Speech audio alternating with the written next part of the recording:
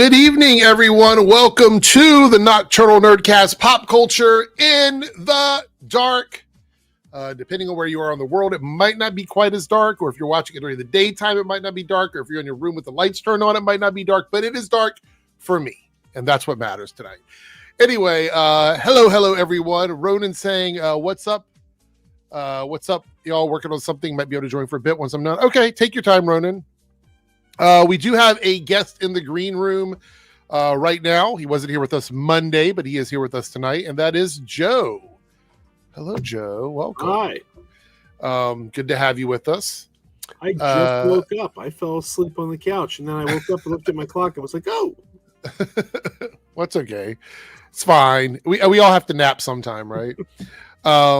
Yeah, I'm not sure who else is going to show up. Actually, let me look at Discord while we're sitting. I'm just curious if anybody, sometimes people are like, I can't make it, and then I don't see it until like 2 later. But let's see. Nope, nobody said they're not going to make it, so we'll see who shows up. We have a few fun topics tonight. Let me take this off of the screen. Where's it at? The little QR code. If you guys want to buy merch at all, you can click the link in the description. It's at the top of both the description boxes. People are buying a lot of shill sweaters for the holidays, so thank you guys so much. We sold a couple of those in the last 2 weeks. I'll probably wear it for the next stream just so people can see it. I have one here, my shill sweater. I should be wearing my merch more, I guess. But yeah, thank you guys so much for doing that. Tonight, the topics are going to be, we're going to watch the trailer for the Super Mario Galaxy movie, which has Brie Larson in it. So I'm just waiting for all of the mountains and mountains and mountains of Brie Larson videos we're probably going to get from people here on YouTube. All positive, I'm sure.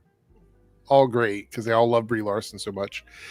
I think it's funny. I don't want to get too much into it, but till we get to that topic. But Brie Larson is a fantastic actor. Like, even if you don't like her in certain roles, I mean, she's a really great actor. I mean, she's won awards and been nominated for so many things. I mean, it's weird to me how people have become latched on to not liking her over like a role.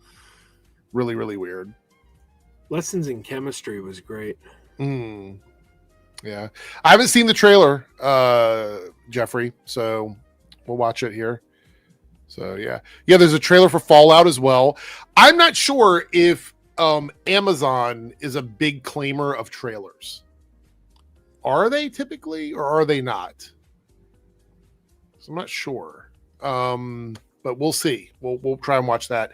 Yeah, Reed, we're going to talk about that too. We have a ton of like just little things to talk about, but my major topics are going to be the Brie Larson stuff with the Super Mario Galaxy. We're going to talk about the possible villain for Superman Man of Tomorrow, which looks like it might be a certain super intelligence. We'll see when we get there. And we're going to talk about what it looks like for David Zaslav with Warner Brothers Discovery. There's some changes made to his, I guess, contract with them, and what that might mean for any sort of restructuring. Because a lot of people were thinking that if the company sold off, that David Zaslav wouldn't be a part of whatever happens with that. And looks like he's got a nice little package waiting for him no matter what happens. So we'll chat about that a bit. Superior Nav says, what about The Running Man? I haven't seen it yet. Have you seen it yet? The new Running Man? I'm going to try to see it tomorrow night. It's tricky because my daughter's school's having their show, and I'm going to try to go right after. But the timing's going to be interesting. So getting from the school to the theater, I'm going to be The Running Man. It's going to be like very, what is it? What do they call it? Well, you wouldn't be breaking the fourth wall. That's sure the term. But yes, yeah, well, that would be fun doing that. The Running Man. So let's see here. What else we got? Oh yeah, the I got so many things to announce here. Don't forget tonight, if you guys want to get into the running for a giveaway that I'm having this month, which is a piece of merch signed by me and 2 special gifts. We already have a bunch of people in there. If you would like to do it, participate in the chat. That's really what you have to do. And by doing that, you'll get XP. That XP will lead into a leaderboard. You can see top fans on both channels. You click on that, you can see where you are in the leaderboard and ways to get additional XP. but there's nothing. You don't have to spend money if you don't want. You can just participate by chatting. But you can also get bonuses with super chats and super stickers. So it's there for you if you want to use it. That will get you signed up for the contest, and then at the end of the month, I'll be giving away something. So there we go. We already got a bunch of names in there already. So yeah, super excited. Also, I already put the polls up. So the poll is already available. I was very proactive tonight before the stream started. If we reach the goal, these are your options for tonight in the Reloaded channel. Top 5 best Marvel superheroes. Okay. Top 5 best DC superheroes. It's the second option. Top 5 strongest superheroes. That's for any category. Or top 5 worst Disney cartoons. Those are the options for right now. So if you guys want to reach that goal tonight, you can. Why is it the super chat goal isn't working? It's gone. It disappeared. Oh, hold on. All right, we got 1, 2, 3, 4. All right, let me reset the goal here because it's not working. It disappeared off the channel. YouTube, what are you doing? What are you doing? All right, hold on. By the way, how has your day been, Joe, while we're sitting here dealing with this? It's been all right. Busy. It's been a busy day. A lot of running around. Yeah. In fact, I'm starting to feel pretty worn down now. So I think that's why I drifted. I didn't set out to fall asleep. I just was sitting watching TV and then woke up. Oh. All right. Let's see what's going on here. Looks like the gold thing isn't working tonight, so I will have to do it manually. That should be fun. No confetti for me to figure it out. Let's see. Yeah, it looks like the super chat thing isn't working. That's crazy. Why? I'm perplexed. If it was one channel, because I'm doing both channels, right? If it were one channel that it wasn't working on, it was working on the other, I would be like, well, there's an issue with the account. But it's not working on either channel, meaning that there's something wrong with it. Well, it's not StreamYard. This is through YouTube.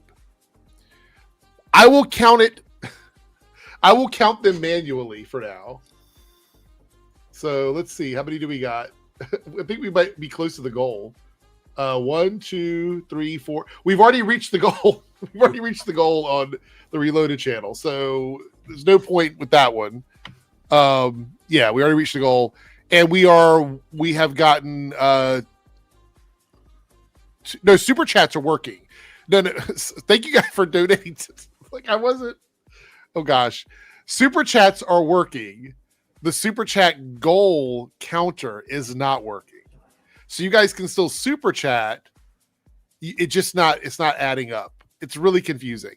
However, looks like we are done with the funding for the goal on you can still super chat, obviously. But yeah, the thing is working. Yeah, the goal. Yes, exactly. Here we go. Superior nav. Donations are working, but not the goal counter. Yes, that's what it is. Anyway, thank you guys so much. We've already hit the goal in the main one. In the debunks channel, we're 1 out of 5. So there we go. I don't want to focus on that too much. I've spent 5 minutes trying to figure out what the fuck is wrong with that. That's not even really that. It's not super important. We've already hit the goal, so it's fine. Thank you so much. Anyway, with that being said, yes, right. There's worse things not to work. Yeah, if there was another fundamental breakdown in the system, I think we've had other issues. The other night on Joe's stream, I don't remember which night it was. It was like nonstop connection issues with people the whole time. Yeah. When Marshall was trying to, it was right before Halloween when Marshall. Yeah, that was the worst. That's worse than anything. Like you can almost deal with any other problem, but connection issues, no. Connection issues are bad. All right, let's see here. Make sure I got everything going.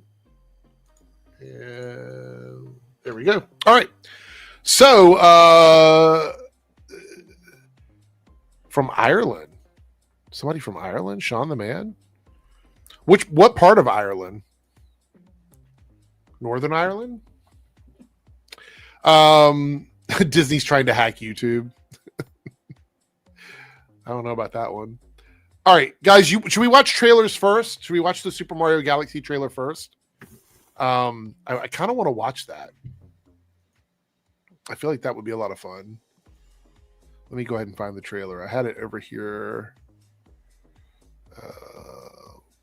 Let's see. All right, here we go. We'll watch this and then we'll talk about Brie Larson pronouns. All right, here we go. By the way, before we watch this, did you enjoy the first Super Mario movie, Joe? Did you like it? Not particularly. Okay. What was your criticisms of it? I'm curious. I didn't think it had much of a story. I don't think Super Mario Brothers as a property lends itself well to a movie, quite frankly. Right. I just don't think there's enough story in it. I mean, it's not a terrible movie. I didn't hate it. But I just kind of walked out like, well, that was fine. Okay. Fair enough. I enjoyed it. It wasn't my favorite movie of the, I think it was 2023, right? When it came out. I think so. Yeah. Wasn't my favorite movie of the year, but I had fun with it. I'd seen there were movies that I think were a lot worse than Super Mario. But I do know that a lot of people were very upset about Chris Pratt as the voice of Mario. Yes. And the one thing I kept reminding people, like for about a year before that movie ever came out, is that Mario is not supposed to be Italian. Mario is supposed to be Italian American. He shouldn't have an Italian accent. He should have a Brooklyn accent. Oh, well, there you go. You know, because everyone, like, if suddenly, like in the 90s, he started going, "He's a me, a Mario," and I'm like, "What's this? He's supposed to be from Brooklyn. He's not like, it's not like he's from Italy." We will do we got a bunch of super chats. We'll do them after we watch the trailer. I just want to watch the trailer and get it going here. Columbia Rican. I'm from Brooklyn. I should know. There you go. All right, here we go. Let's do the trailer. Oh, by the way, if this is missing on playback, it's because it got removed for copyright, just so everybody knows. I always have to say that because some people are like, there's a missing part of your video. Yeah, I know. Clicking. All right, well, there we go. Thoughts, Joe? Get your thoughts first. What are you thinking? And it looks good. I'm a big fan of Illumination. I think they're a great animation studio. But yeah, I don't know. We'll see. I'll go. I'm going to be there. Yeah. I got some details over here so we can figure out what we got happening in the movie. Again, I was very proactive before we started, even though it seemed like I wasn't. All right. So what we got revealed in the trailer is we have Brie Larson playing Princess Rosalina. So she's basically, I mean, not trying to diminish her at all. Very great character. Like a space princess, in the cosmic sense. She's got the Lumas, which is the tiny star creatures. And also, the Brie Larson hate is weird because she's a huge Nintendo fan. You know what I mean? Like, this isn't someone, like, typically when someone gets a job working for one of these large IPs, people are mad because they're like, oh, they're not true fans of this. They don't know anything about this or whatever. Brie Larson is a gamer. Like, she's done gaming content before. There's actual images of her with her Nintendo in her hand. So it's like, this is not a fake thing. Like, she legitimately loves Nintendo. So I think that's great. Bowser Jr. is going to be a major antagonist. We got Benny, I think it's Safdie, Safdie. Is that familiar with that person? Benny Safdie? I'm not sure I'm familiar with them. Yeah, they directed Uncut Gems, right? He and his brother. The Safdie brothers. Okay, that makes sense. Yeah.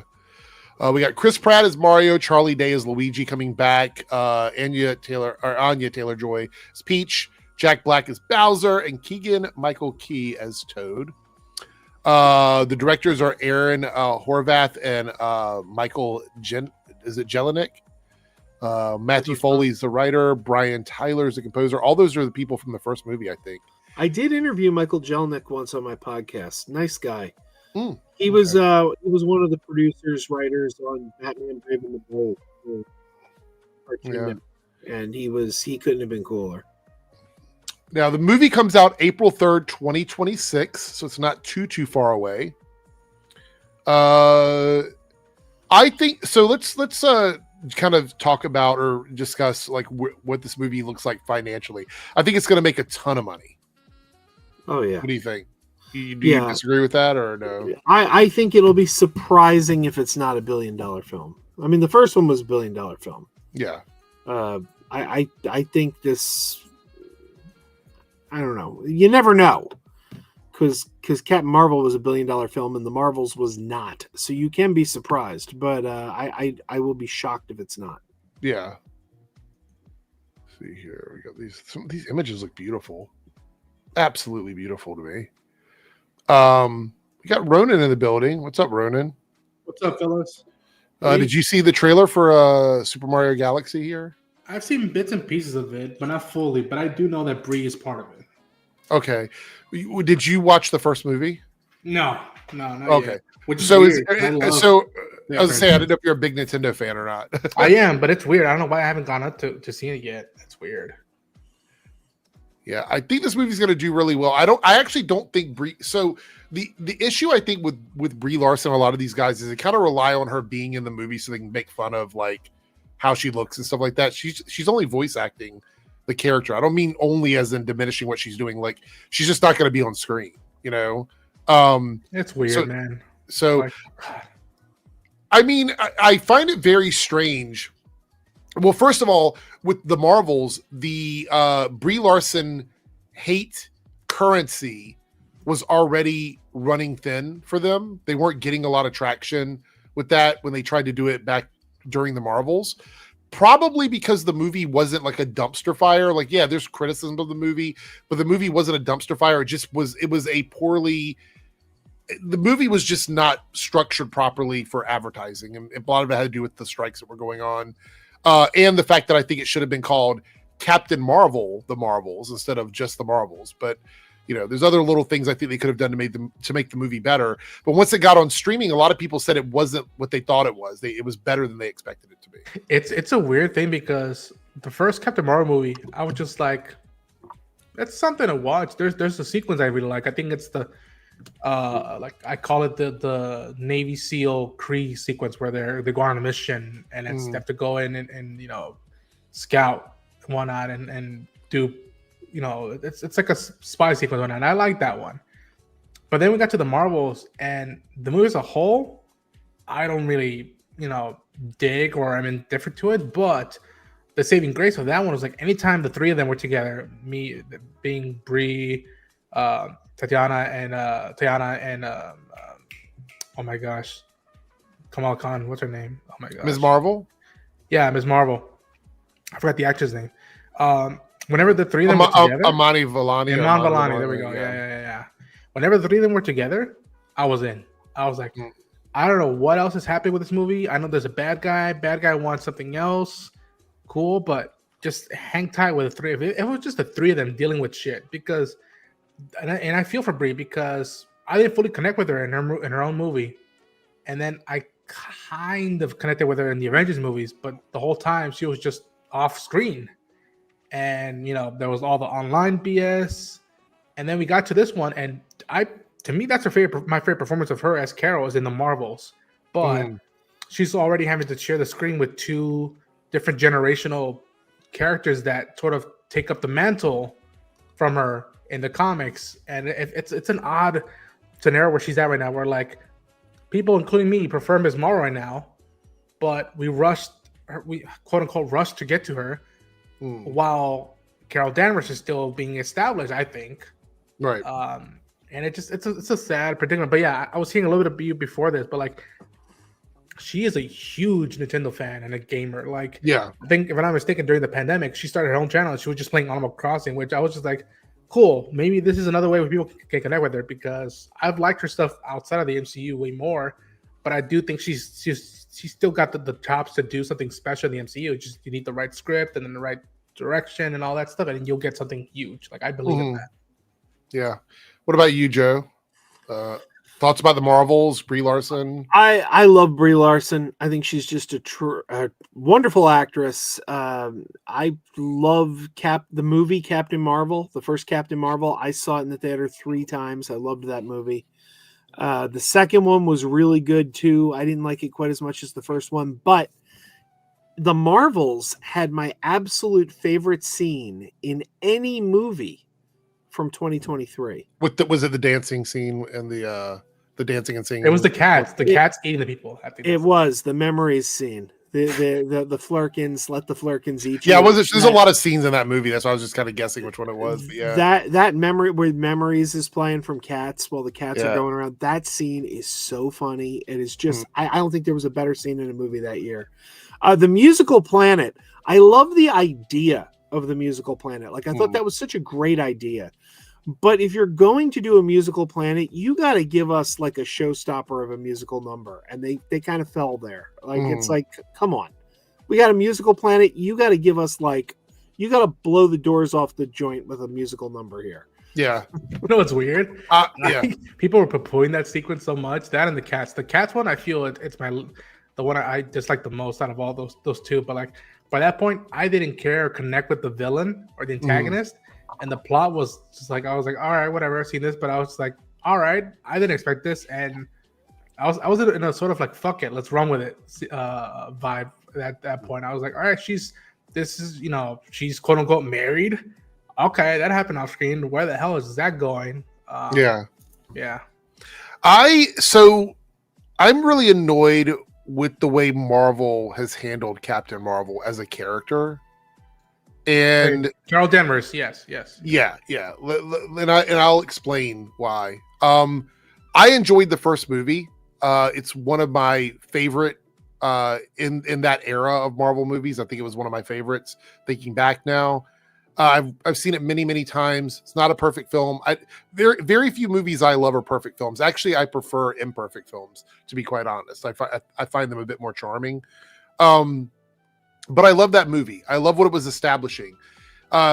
Captain Marvel, not to like steal the vibes from other characters, but Captain Marvel is a Superman meets Green Lantern type character in terms of like what she's capable of doing, right? So I can see that. It's this like cosmic police force type situation with all the powers of like Superman, but then all of these cool elements of energy projection, stuff like that. She's extremely powerful.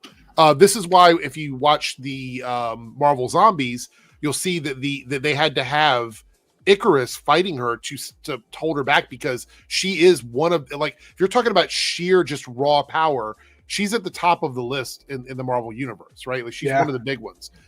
You have all of that behind you, and your follow-up to that billion-dollar movie with her is a risky group film that doesn't allow you to give her a story that feels like it's her identity. You know what I mean? Like it felt like, obviously I love Ms. Marvel, obviously love Monica being there, Tayana. No problem with that. Love those characters.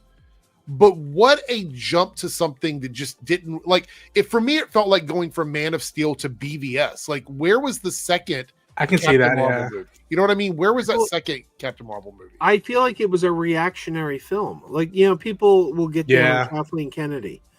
And I always say Kathleen Kennedy, in my opinion, only ever made one mistake. And that was trying to please the fans after she perceived the online backlash to Last Jedi. Mm-hmm. Like, she thought, these guys are speaking for the majority. We gotta course correct.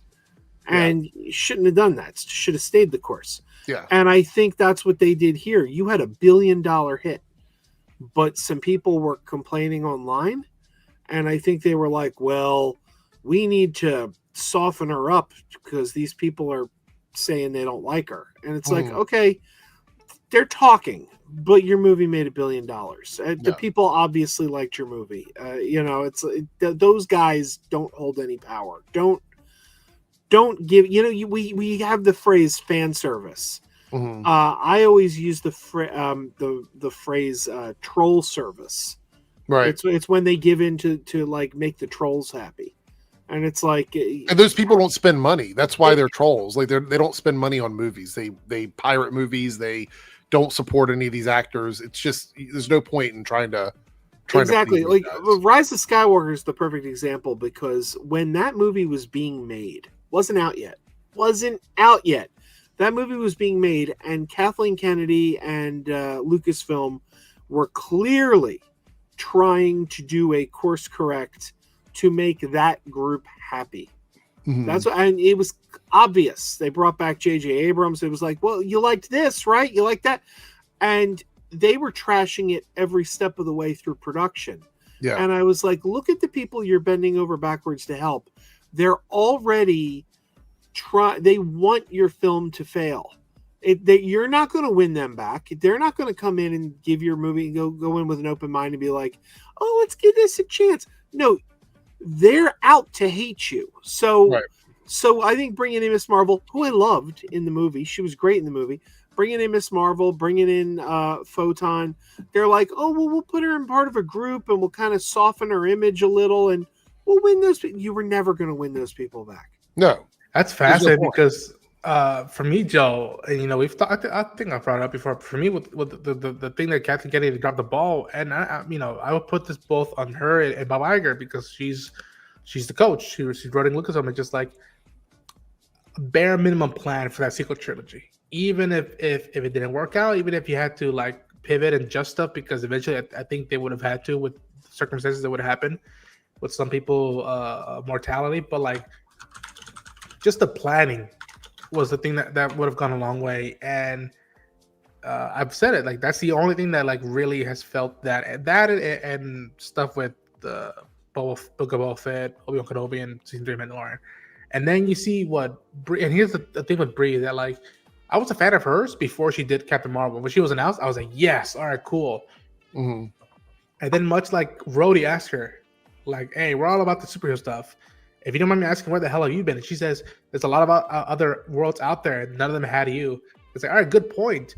But we never spent time with you in those other worlds. We didn't see you become the hero that the rest of the world, like cherishes and is thankful. It's like, why don't we hang time with you? Because by the time you joined the MCU, even though they shot that first, you were off screen. Like a lot of the stuff that like would make me connect with her happened off screen. It's like, why didn't we ever see that? Well, she's always flying around in space every time we talk about her, and we never see any of it. And I'm like, this is the interesting stuff. Like we're watching other shows that are not bad, but those other shows are like, well, where's Carol Danvers at when she's flying around being a space cop? Well, I want to see that. Yeah, like they got scared of her. They got scared. There was an online backlash, and they backed away. They shouldn't have done that. Which I suppose, but even then. Even before the backlash, I think that, and again, it didn't help. Well, the whole fish out of water stuff, memory stuff, which another prominent female character had just done the whole fish out of water thing. And for anybody watching this, let me just make this clear: that movie made a lot of money. That movie meant to a lot of people, and I'm happy it meant to a lot of people. I don't take that away from anybody with that. It's just that I look at the quality, and I'm just like, it's there. You just need to reshape stuff, and it would have been nice to spend a whole movie in space and just vibe where they're at. Because anytime we were with her, just herself alone in that ship in space in the Marvels, I was like, let me just stay here for half an hour, please. Don't cut away. Don't do this. Let me just spend time with what it means to have been someone who's been doing this now, timeline wise, for over 30 years.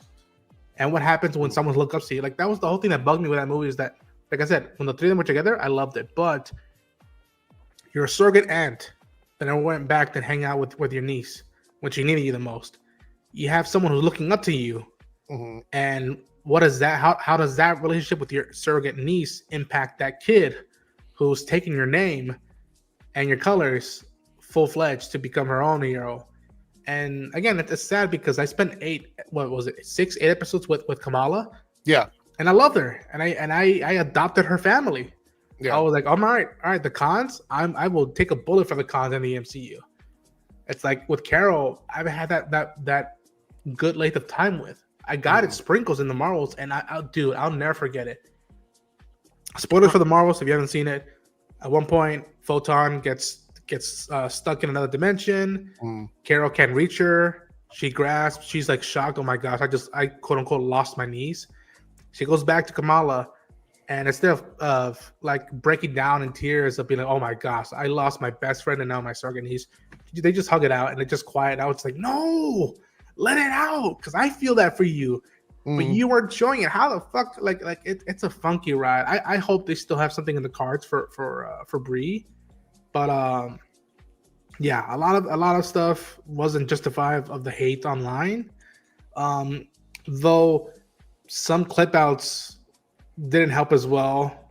Interview stuff and that. I just like I'll never forget the Wired interview, and I was just like, Brie, you don't have to do this interview. Please don't do this. But again, I'm not in her shoes.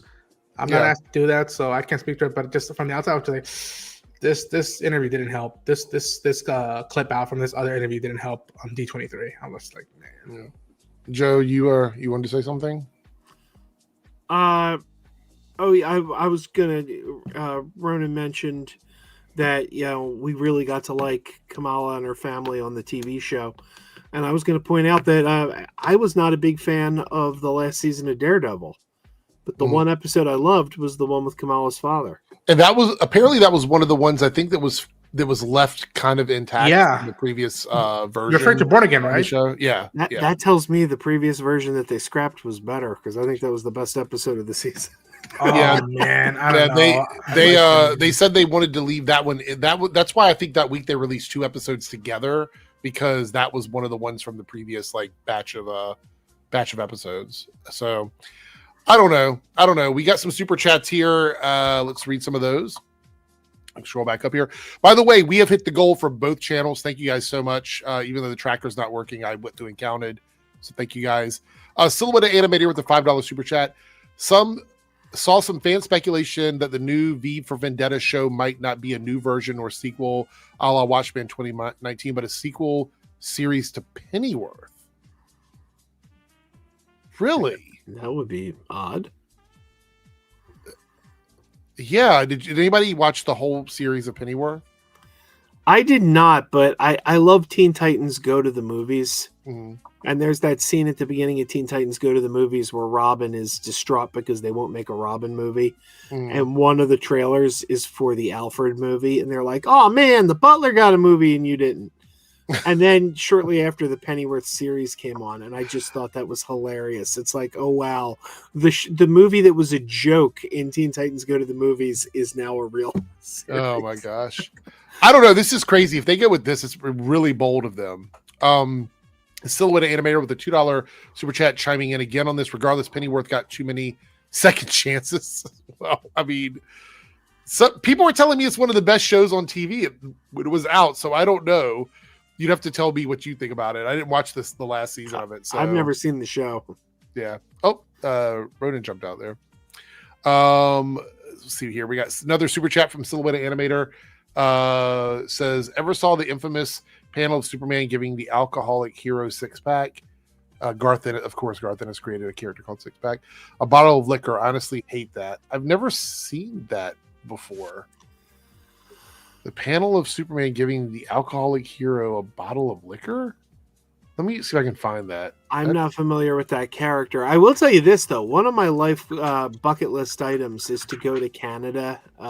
Was it Calgary, I believe? Yeah. Where they shot the Smallville scenes for Superman 3. I've always wanted to visit the bar where Superman got drunk and flicked peanuts at the mirror.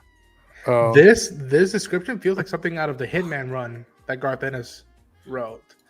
I found a couple of pictures of it, but they're all low res. Let me see if I can find one here that's better.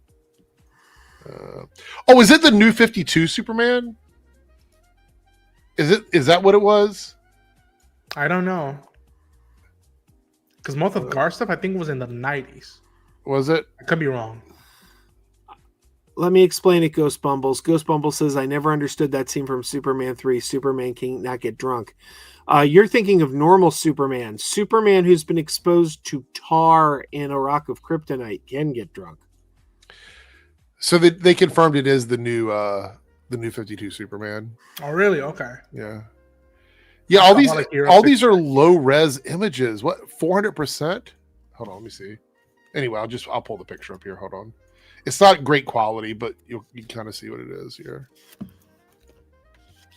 So yeah, it's like there's the dude is laying there on the ground, like vomiting, and he's giving him more alcohol. Is his power is that where he gets his power from? I don't know anything about this character, Six Pack. I don't know anything about him. What the hell?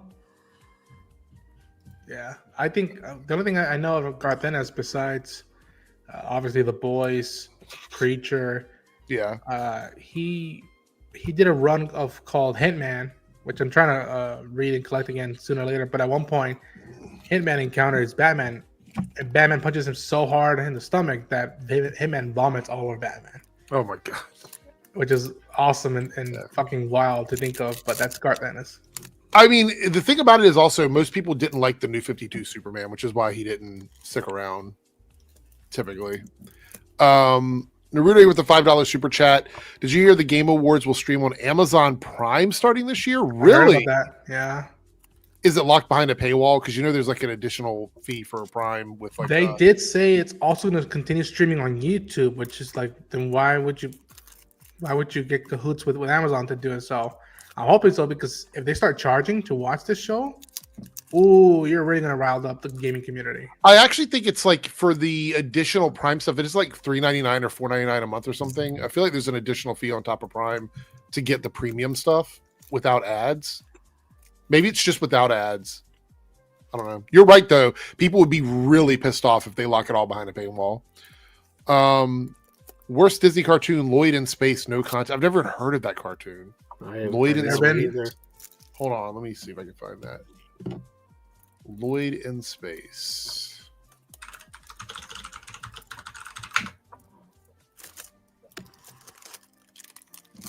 All right, hold on. Here's a trailer for it. Lloyd in Space. I've never heard of this. Darren, I'm pretty sure Darren has. Darren's probably like, oh yeah, I know this one.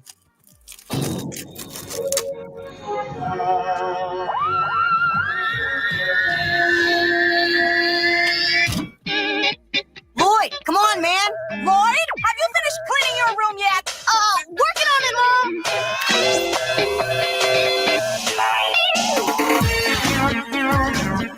Was this a 90s cartoon? It sounds like 90s or Y2K, like around that era. It has to be, right? Lloyd? I gave you a crater full of homework today, mister. Run, Lloyd, run. I can't do it. That's bad. I'll take your word for it. I'll take your word for it.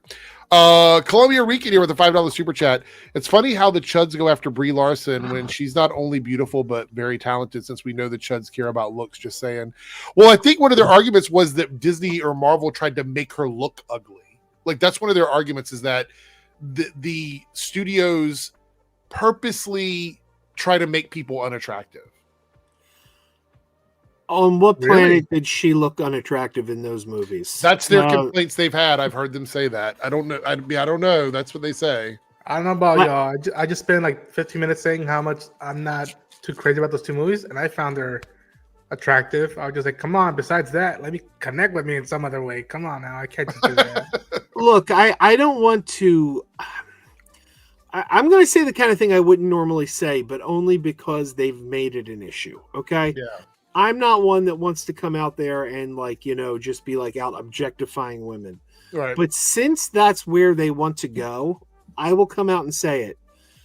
Brie Larson's much more attractive than Sydney Sweeney. I like both of them visually. Again, I have range. I don't know. Maybe I'm a weird bastard. I don't know.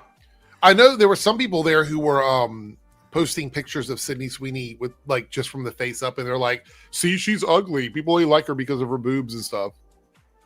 So I'll say this for Brie Larson. I don't know how you can watch her host Jimmy Kimmel and still say that. I don't know how you can do that. I think that is like, you need to get some check on the eyes and whatnot. I don't get it. If you know, you know. If anybody knows what I'm talking about, her hosting Jimmy Kimmel, you'll know what I'm talking about. Philip November here with a $5 super chat. Super chats aren't working. They are, Philip, but thank you for testing it. And I love your profile picture, by the way. Thank you for the $5. Columbia Rica here with a $5 super chat. I'm with Joe on the first Mario movie. The story was weak, but I still enjoyed it. What, the Mario movie from the 90s? No, the one from 2023. Oh, okay. Were you about to wait? Hold on. Let's go back to the 90s. What were you going to say about the 90s Mario movie? No, I thought that's what he's referring to. Okay. I grew up with that movie. It's bad, but I Yeah. grew up with it. You know, like Trust the Fungus or stuff like that. Like I know that shit. Fucking movie is wild.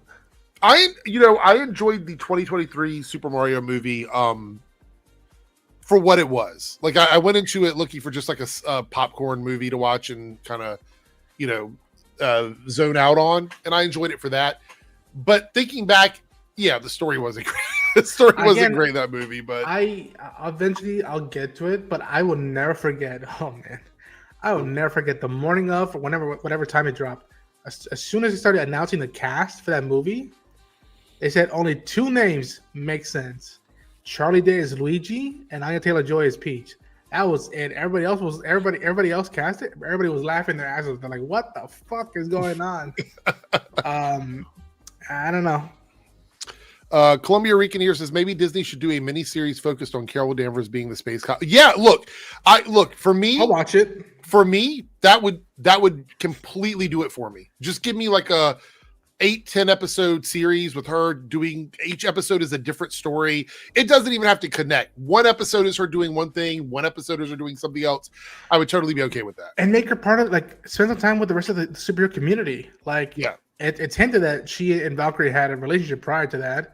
And then she shows up in a couple of these end credit scenes, like in Shang-Chi, and I'm like, okay, where's that at? I want to see more of that dynamic. Because That pissed me off, by the way, that they cut that Valkyrie scene. Which one? Yeah, again, it's just kowtowing to the trolls. Like, oh, we can't have a scene that the scene from the Marvels, right? Yeah. There was a Valkyrie scene that was cut where it kind of addressed the relationship. They cut it out of the movie. Oh, okay. I think I know what you're talking about. Yeah. She calls. It's a great scene too. Yeah, like it's a really good scene. Naruto here with the $2 super chat. Red Dead Redemption is being added to Netflix games. I thought they were getting rid of their gaming division. They're still doing games. I don't know. I could have sworn they said they were done with games. Okay. We got Silhouette Animator with the $5 super chat. To clarify, the final season of Pennyworth was one big V for Vendetta setup with the Proto V dressed up like V from the cartoon to set up Norse Fire. So people are surmising that because that show was setting up V for Vendetta, that the series is going to be continuing that storyline. I mean, if it's not a direct sequel, I feel like people could just say it is, right? Like if it doesn't necessarily address anything from Pennyworth, but it doesn't contradict anything from Pennyworth, you could just be like, this is a sequel to Pennyworth. You know what I mean? Sure. I mean, I never got into that show, but I was shocked how many, 2-3 seasons? TV? It's like, phew. Do you remember when Sony was putting out that sci-fi movie several years ago called Life, about the astronauts that found the alien? I do remember that movie. And yeah. Everybody was saying this is going to be a prequel to Venom. Yep, I do remember that. The Reynolds one. Yeah, it's one of those things where it's like, it's been a while since I've seen Life, but if my memory serves, there's actually no contradiction where if you wanted to play, your headcanon game, that it couldn't be a prequel to Venom. Yeah.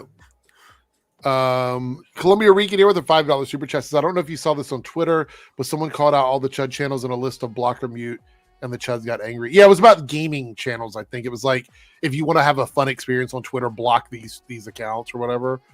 I thought that was funny.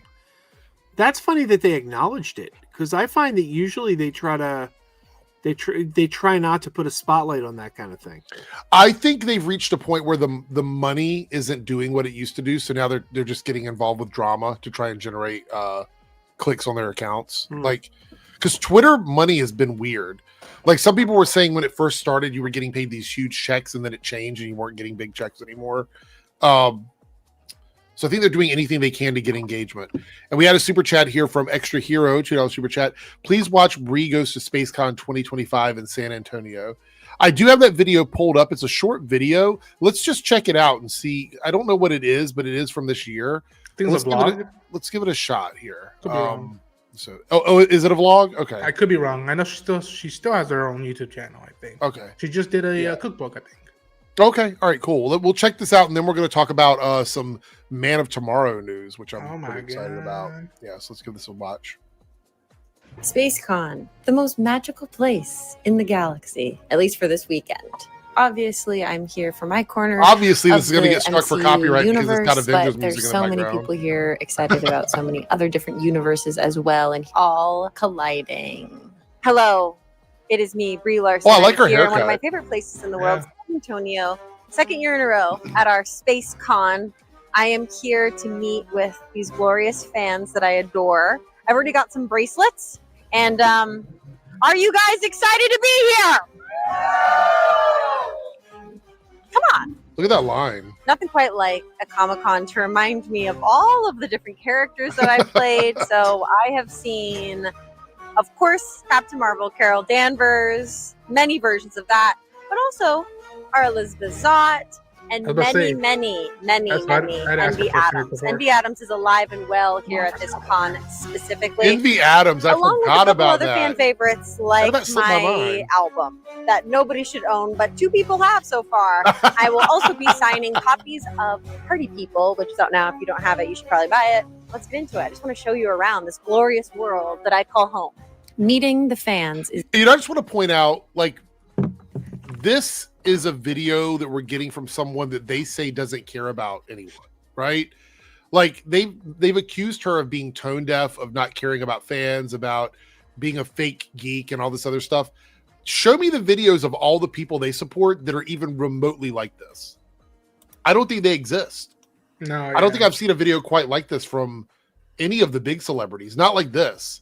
This is different. You know what I mean? Yeah. Like this feels like this is like Joe and I both are veterans of Dragon Con. You go to Dragon Con, you meet a lot of celebrities and actors because it's a very personal con.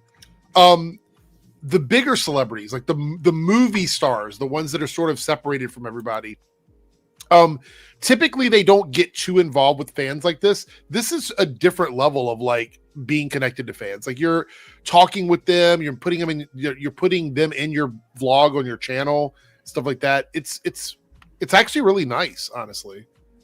Yeah. The number one reason why I do this. I had my first Comic-Con in 2019, and it really changed my life. You look great in the suit. Having fun today? I am. How about you? Oh, yes. Oh, good. I think people assume that I have an understanding of how people connect with various characters that I've played, but I truly have no idea. Wait. Did that person actually use tape to show where he wanted the signature on his poster? So they do that, yeah. Some Is people that don't normal? like I don't think I've ever seen that before. I've seen that. Some comic creators don't like it, I've heard. But I've seen that happen. Yeah. So what do? They laminate it and then they just use the blocks of masking tape to show. I've never done it myself, but I'm assuming it's a way where they can show the autograph and it doesn't scramble on something like cool or not, you know. Is that something you've seen, Joe? Like people doing that? It isn't, but I would recommend that it's a great idea if you're going to meet Crispin Glover. You've told me the story about that. Yeah. What happened? No, never mind. Oh, go ahead. Go ahead. Tell him. He's known to be a little obnoxious with his signatures. Like I have almost the full cast of Back to the Future signed a poster, and I always say the one guy I don't want to sign it is Crispin Glover because he ruined a few. He signs posters. He signs all over the poster and promotes whatever he's doing at that time on the poster. Yeah, like he'll write like a big note like that says like, "Dear whatever your name is, thank you for coming to see my movie. What is it? Crispin Hellion Glover." So like he writes this big message, but he also uses big print and he'll take up like a huge corner, and it's like, oh thanks, you covered up half my poster. Yeah. Idea because for my mental sanity, I stay off the internet. Oh, so this is an opportunity for us to meet in real life, talk. So you hear that? All the haters out there. She doesn't even read your shit. Like she's not even watching your videos. face off the internet. Get to know That's each other, weird. although it is brief because there's of course a lot of people to get through. I still get to have time and I get to learn about who these characters have become in your life. I've heard stories from adults and kids alike Hiding the about jacket. how Carol Danvers, for example, has given them strength in times of need, and that means the absolute world to me. That is the reason why I wanted to play great Carol. poster. That was my goal, and so it makes my life feel like the art I'm making is worth it and has a purpose in this world, and that's because of what all of you are doing with it. Comic-Cons are also really fun because people cosplay, they dress up, and so you see lots of Wait, hold on. different That shirt. Hold on. What that shirt said? My mother is a flirkin. Is that what that said? My other cat is a flirkin. Oh, okay. cosplay, I they kinda dress want that up, shirt and now. so you see lots of different fun costumes. Oh my I God. love, of course, seeing Goose. characters that I've played over the years. I've seen many different versions of Carol Danvers. I'm lucky enough to have played her in so many films with so many costumes. There's so many different ways to portray her. It is also a time where I learn about the different merch out there with my face on it. I see new Funko Pops that I've never seen before. There was also a giant life-size bust of me. I don't know how that person obtained that or how they were able to get the specific specifications of the upper half of my body. But hey, good job. It looked real. They were super excited about it, and we love to see it. All right, that's good. I think we'll stop there. We got the gist of it. What a great video, though. Go check out the rest of that on her channel. Do you know where I first saw Brie Larson, or where I first was conscious of her? Maybe I saw her before that, but where I was first conscious of her. I'm a huge fan of Community. And she played Abed's girlfriend, Rachel, in several episodes of Community. Oh, wow. In fact, she was introduced in the gas leak year. If you know, you know, the infamous gas leak year. And she's one of the few characters that was introduced in the gas leak year to come back after Dan Harmon took back control of the show. Wow. Yeah, to Dan me, Harmon. it was 21 Jump Street and then Scott Pilgrim. And then I saw a movie she did with Mark Wahlberg called The Gambler, which I really like. And then I was just like, and then Skull Island, and then all this stuff. And I was like, and when they were throwing her name out, Skull Island. Yeah. they're throwing her name out was good. for Carol Danvers. I was like, I could see it, but just like, come on, y'all got it better. Fuck yeah. I need to finish Lessons in Chemistry. I love that book. Good show.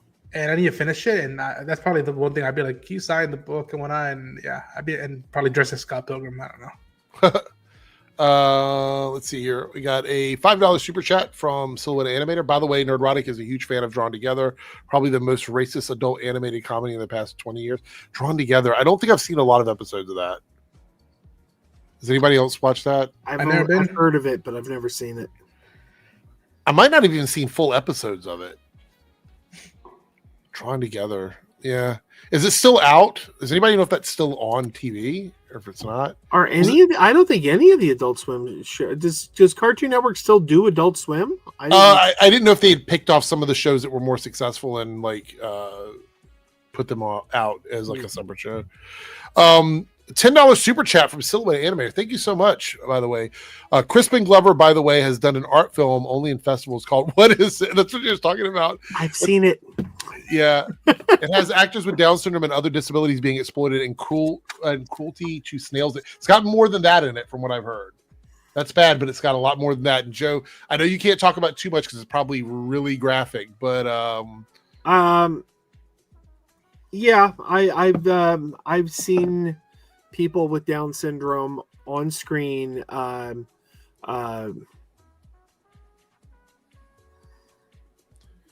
Yeah.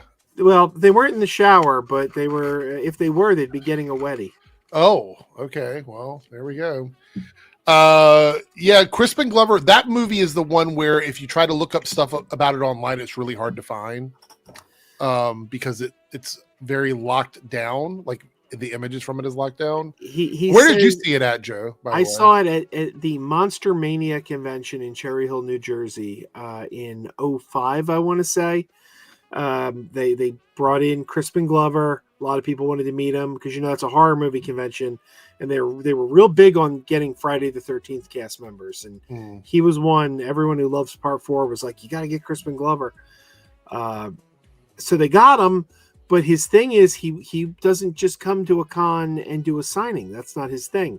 You have to sit through his movie, and you have to sit through a slideshow he put together, and then he does a Q&A to talk about the movie, and then I'll sign autographs. Wow.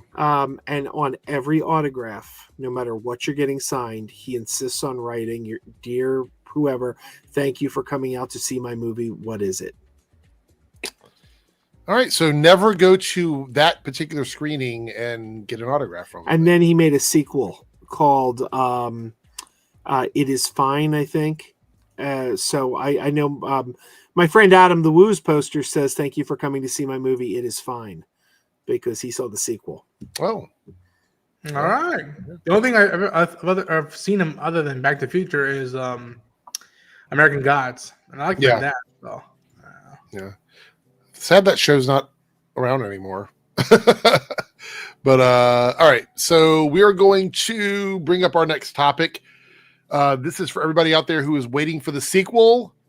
James Gunn, Man of Tomorrow villain is Brainiac. Oh my god! All right, so I got a little bit of info over here. Let me find my tab. All right. So this is obviously a hype piece article. Trying to get everybody excited for this.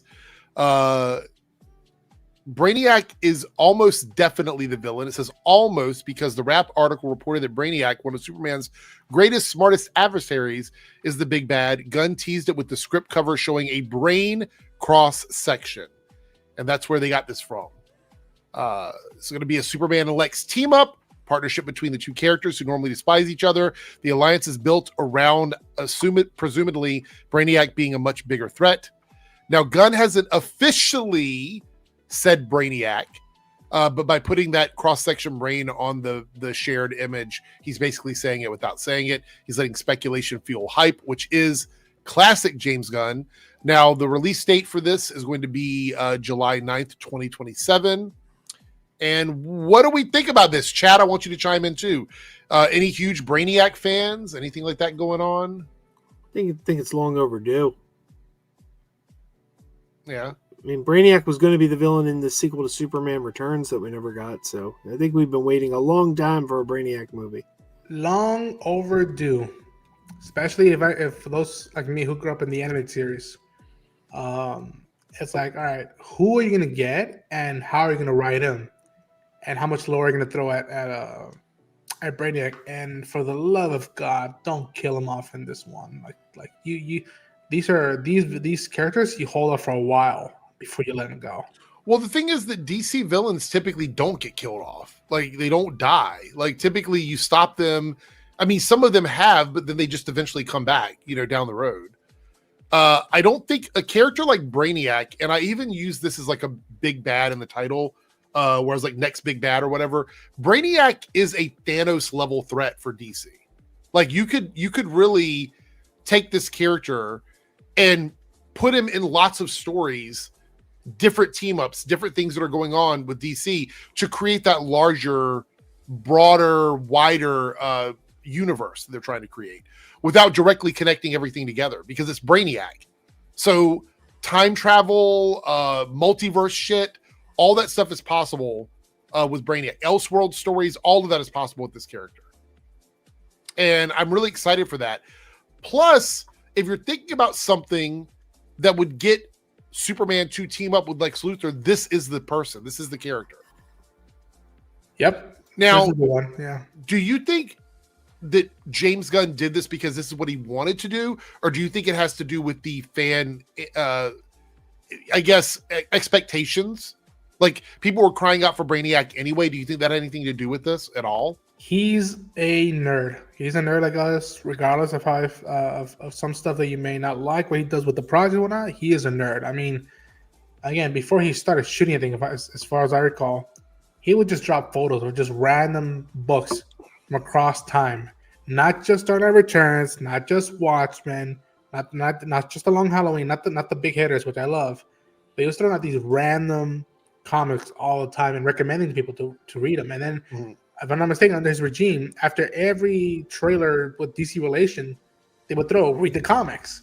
And so, no, I think that he knows I fully agree. People like him and Dave Filoni, if they weren't doing what they're doing, they'd be here with us doing these streams or doing stuff like that. Like, be like, ooh, what are they gonna do at DC? What are they gonna do at that? So he knows people have been wanting this. He knows that the character has been, long overdue to do a adaptation. Like, again, I don't know if you guys know, but back in the 90s, when Tim Burton was going to do the movie for a hot minute, I believe Christoph Walken was going to do Brainiac, which would have been fascinating to see. But yeah, I don't think this is just pressure from the fans. No. This was inevitable. If he didn't ever, if in his time as DCU co-CEO, he never adapted this character, then he really missed the mark of Superman and his lore beyond the movies. What about you, Joe? Any thoughts? Yeah, I'm excited to see this finally happen. There's two things I would like. Number one, there's two versions of Brainiac. We have the Brainiac that originated from the planet Colu. That's the original Brainiac. And then the animated series and later Smallville changed it to give him a Kryptonian origin. I hope they stick with the original origin because I don't like the idea that all Superman's villains come from Krypton. It makes the DC universe it's smaller. It shrinks the DC universe. Because we've already got General Zod and now what Brainiac's going to be from Krypton. I never liked the Kryptonian origin, so I do hope he's from Colu. And there is an actor. Look, I trust James Gunn. Whoever James Gunn wants to cast, I trust him. But there is an actor that I have kind of wanted to see play Brainiac for over 20 years now, since I first saw him in the movie Serenity, and that's Chiwetel Ejiofor. I think he would really pull that off. I think the way when he played the operative in Serenity, he was so cold and calculating, and I'm like, let me get a visual for people so they can see. I remember who he is, but let me get a visual. But I was like, man, this is a guy who could play an evil android, because he's just very, very cold in that movie, the performance he gives. If Marvel's not going to do anything with him, I say, hey, DC, get him. Yeah, that's a good choice. Who else? Who would I choose? I can't find a good picture of him for some reason. Who would be a good Brainiac casting? Damn, that's good. Eric Crash wants Sydney Sweeney as Brainiac. That'd be something. Let's see here. Everything is all the pictures are like Summer Glau and Marina Baccarin. That's the only people I can find in the movie. If he wasn't cast as Polka Dot Man in the Suicide Squad, I could see David Dastmalchian as a Brainiac. I think. That's a good one. Between his performance in Prisoners and Dune, I could see a little bit of Brainiac in David Dastmalchian. David Dastmalchian's already played my favorite Flash villain, Abracadabra. I love Abracadabra. Oh, is this CW? Okay. Yeah. I can find pictures of him everywhere, but from that movie specifically, it's really hard. Here we go. I think I might have one. I haven't seen. People are going to be like, I don't know who this person is. It's like, no, you know who he is. Well, he was in the Doctor Strange movies too. Yeah, he's been Mortal. Yeah. He's also in The Martian, 12 Years a Slave. From what I heard, he's a brilliant theater actor. Here we go. That's a good shot. Yeah. So yeah, him as Brainiac would be incredible. And I'm pretty sure James Gunn is familiar with him, right? Has he worked with James before in the past, or no? I don't know if he's worked with James. I'm not sure, honestly. I wouldn't be. I wouldn't.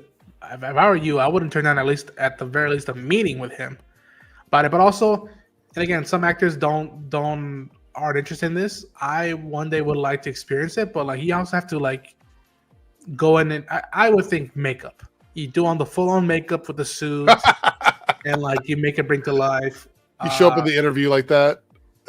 Even for marketing, but like that'd be nice. But like to me, the closest James has gone to the Brainiac stuff visually is when he did the High Evolutionary. Oh yeah. When oh my God, what's his name? God, he was so good as the High Evolutionary. But when you see the High Evolutionary, you can see a little bit of like early early drafts of what you can do with Brainiac. I think I could be wrong.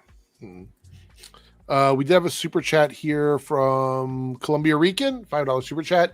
James Gunn pays attention to detail. I'm excited about Brainiac. It reminds me how I felt when the Borg was in the first Star Trek First Contact. I can see that. Yeah, the notion of the Borg and Star Trek and this guy. Yeah. I actually think the cool thing about this is just the sheer visual aspects of what you can do with Brainiac with today's technology in a big budget film. I think it's going to be incredible. Plus, we know that there's other heroes around, so it isn't like it's just like with Man of Steel, it's just Superman versus Zod and all the Kryptonian tech and stuff like that. No, we have heroes everywhere. So that's going to make it interesting because he said this isn't just going to be a Superman sequel. So I'm assuming we're going to see other characters show up. Like, who would you want to see come back? Mr. Terrific for me, for sure. I'd love to see Mr. Terrific come back. Absolutely. I know Joe's going to say Guy Gardner because that's his. I was going to say that's his guy there for sure. You know who we need to see in a project ASAP is Hawk Girl. Like, we need her in something else soon, where we can give her a lot more than what she got in the Superman movie.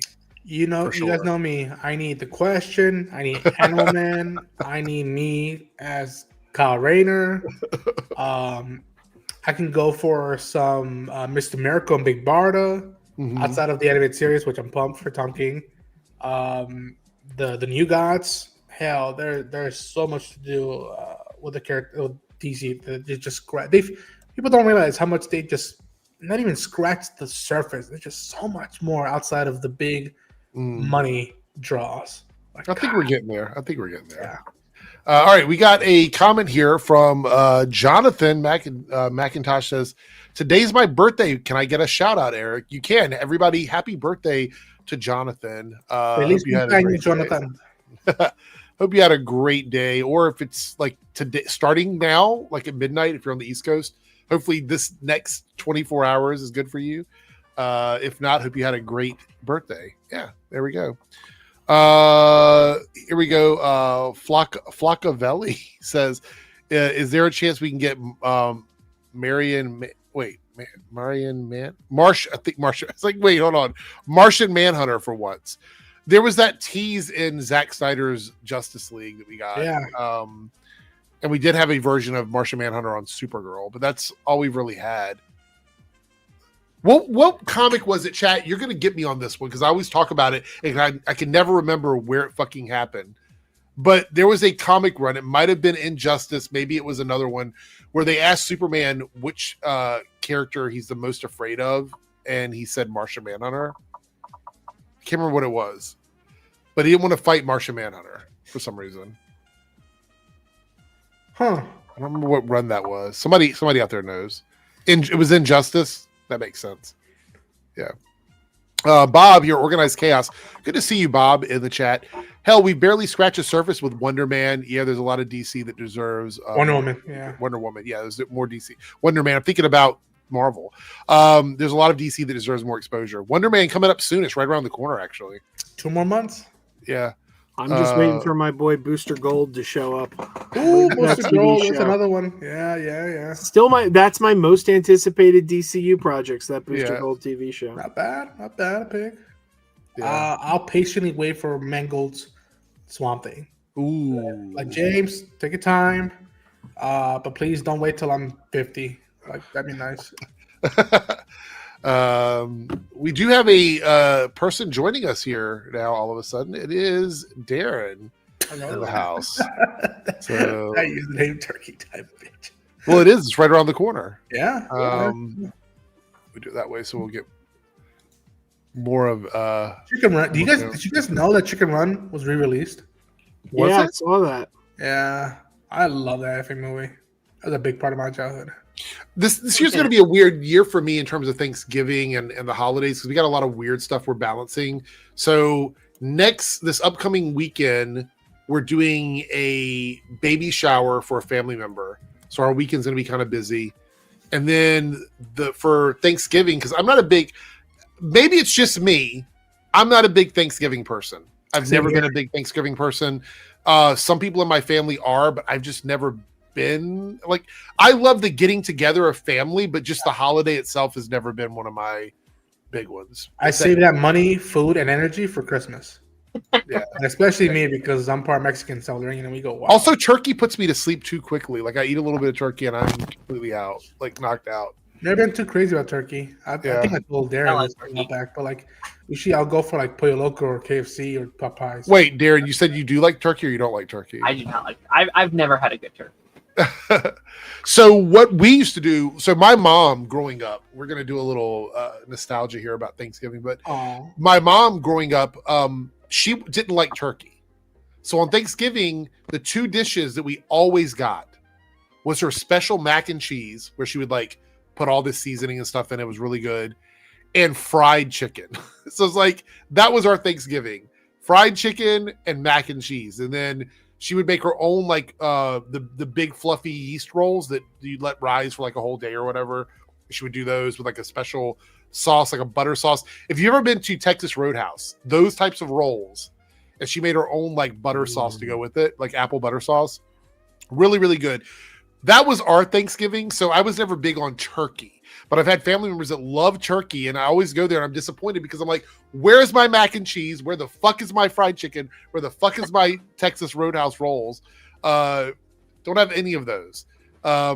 Anybody doing anything for Thanksgiving? Anything exciting? Anything going on? Because it's only a couple weeks away. I was working. Working. Probably. What about you, Joe? Any big plans for the holiday? My sister-in-law and her kids are coming up from Virginia. In previous years, we've gone down to their house, but she's going through a divorce this year, so we're hosting. Mm-hmm. So I'm going to get to watch the chaos unfold in my house as my wife freaks out about everybody coming up here. So also for the holidays, for Christmas, we're doing a thing where this year we are doing a new, I don't know if it's a TikTok thing or something. It's like my sister-in-law's talked about this, but it's like a one important gift thing. So like everybody gets one thing they really want. Like you ask for one thing and that's the only thing you exchange. There's no for Christmas. Like, yes. Oh, okay. Yeah. So it's like, it's just like, it's valuing something. Like you pick one thing and that's the one thing you want. And then everybody pulls together to buy that. So you get the one thing that you really want, even if it's only like $30 or whatever. And that's kind of what we're doing for the holidays. So it's a change up. I like buying a bunch of little things for people. So this is very difficult for me because I will see like a hat that I know somebody wants. And I'm like, I'm going to get them that hat. I'm going to get them that t-shirt. I want to get them those the jock strap. I mean what did we just... You know what? We're just gonna move on, and I'm not even gonna try and correct that. Anyway, I'm a big Christmas gift person, so I love to like put little things in a box and give it to people. Yeah. And so let's go. So anybody trap? We're just gonna pretend I didn't even say that. Were anybody planning on going anywhere for Christmas this year, or are you staying close by your family at all? Staying here. Survive the work season. This is our worst time of year in terms of just like craziness. And so I'm on my way to LA for that. Yeah. I love being at home for the holidays. I love being with the family. I love doing all that shit. But when I get to work, I'm like, please let it be over. I can't wait till March. Fetman, I refuse to be shamed for my flub. I refuse. Plead the fifth. I said it, but I'm not going to explain it. So, here's a good one. Tony says, do you guys watch Christmas movies all through December? Not totally, but I do tend to watch some. Like, there's a handful of them that we always watch around Christmas time. The one that we've added in the most recently as a Christmas tradition is the Guardians of the Galaxy Christmas special. Yeah. That's something that's become like a regular viewing thing for us around Christmas time. Which is a good segue into our next topic, which is Werewolf by Night Part 2. Oh. So they've confirmed that we're getting a sequel to that. I tried to find out if there's any details about it, but it doesn't seem to be a lot other than we know we're getting it, unless something has been updated since that. Has anybody seen anything else about that? Just what is it? What's his name, Ron? I forget. Michael Giacchino. Thank you. Yeah, he's coming back to direct. Yeah, and that's the it. score. Really. He had just done a live stream Q&A. Fuck, I should have been part of it and asked him like, "Yo, Work by Night 2?" You know, Michael Giacchino was just a guest on the Fun for All Ages podcast with Frank Santopadre, which, by the way, if you're not listening to that podcast, it's the continuation of Gilbert Gottfried's Amazing Colossal podcast. Obviously, Gilbert passed, but his co-host is keeping the show going. I was listening to that, and it's the second time he's been a guest. He was a guest on the old Gilbert show. I think of all the celebrities out in the world, if I could choose one celebrity to be my buddy and hang out with, it would be Michael Giacchino. He just sounds like a cool guy. He is one of the sweetest people I've encountered. I think I must have told you all during the time we've known each other, Darren. They're like 3 years already, almost 3 years in a row, or San Diego Comic-Cons in a row. I bumped into him, like in the streets, like after the day when everybody's finding a bar or restaurant, and I just would bump into him and be like, "The fuck?" I was like, "The Incredibles," and I remember one year being like, "Coco," and then the last time before I met him, he had just been announced for the Fantastic Four. Yeah. And I was like, "Congrats! I knew that you were a perfect choice." He's like, "Thank you, man." And then the next year when the movie did come out, the day I was gonna go see it, right before I went to go see it, I was walking the artist alley with our mutual friend of ours, Draven Mayberry and Omni Media, and I'm showing the guys because it was their first time at Comic-Con, and lo and behold, I'm the only one in the group, and the boys can attest to this. I was the only one that recognized him. I was like, and I was like, "Is it Giacchino?" Like, yeah, and I'm like, "Oh my gosh!" I took a photo with him, and his son was with him, Mick Giacchino, who did the score for the Penguin and Skeleton Crew, and I was just like geeking out with them, and yeah, it was the coolest shit. And they just went incognito; they were just buying stuff, and I was just like, "The fuck just happened?" So yeah, he'd be a blast. I wish I could interview him one day. He's getting ready to direct his first feature. He's going to do a remake of The Thing, or not The Thing, Them. Oh, that's the weird part. That technically, I consider Werewolf by Night his first feature, even though it's more of a TV movie. But before Werewolf by Night, this announcement, for the longest time since Werewolf by Night came out, he was linked up to do I think it's called Them, the big ant movie from the 50s to 60s, and there's been no progress at all of that movie. Yeah. And then a few days ago, this thing hits the fans, and it's like, what the hell? After he had said, "Oh yeah, I had to rewrite the whole score for Fantastic Four," right? Which is mind-bending to me. I'm like, what the hell was that piece of music? I think I've mentioned this on here before. I think we've talked about this before, but I really think these special presentations is what they're going to be really leaning into for Disney Plus over the past couple of years. We have had no real new announcements for new Disney Plus shows coming after this next after Vision Quest and stuff like that. They've said they're working on these animated shows, which I'm very excited for. I truly think the future of Disney Plus Marvel is the animated series and these special presentations. And if they are really leaning into these and they're like, okay, we want to start making a couple more of these, what are the safe options? One, Punisher is safe option. Everyone loved the Punisher. He loved it. That's a very safe option. And then they might be like, okay, to start off, let's just do a sequel to one we've done. They can't do Guardians. They can't do that one because James Gunn's not going to be coming back. What else is on the table? Werewolf by Night. And so they're like, well, people love these Halloween kind of things. They love zombies. They loved Agatha. Let's give this guy another shot. Let's give him, it'll be cheap, low budget. Hopefully low budget. So let's just give this another shot. And I really do think if Punisher and this does well, I do think this will be the future of the Marvel Disney Plus side of things. And I think that's smart. Lean into that. Make these little, non-committal projects. You don't have to watch this to understand the MCU. I assume. I don't think they're going to be doing anything that's going to lead to anything else. We can just have this little tiny series of mini movies on Disney Plus over these next couple of years with these characters that mean nothing, but you can still enjoy it and have a great time. Punisher, on the other hand, you might need to watch that for Spider-Man, but this one at least feels very self-contained, and I'm very excited for this. Sorry, I went on a little ramble there. Sorry, but Ronan was saying that your mic, and I heard it a little bit, sounded a little weird there for a second. Is it?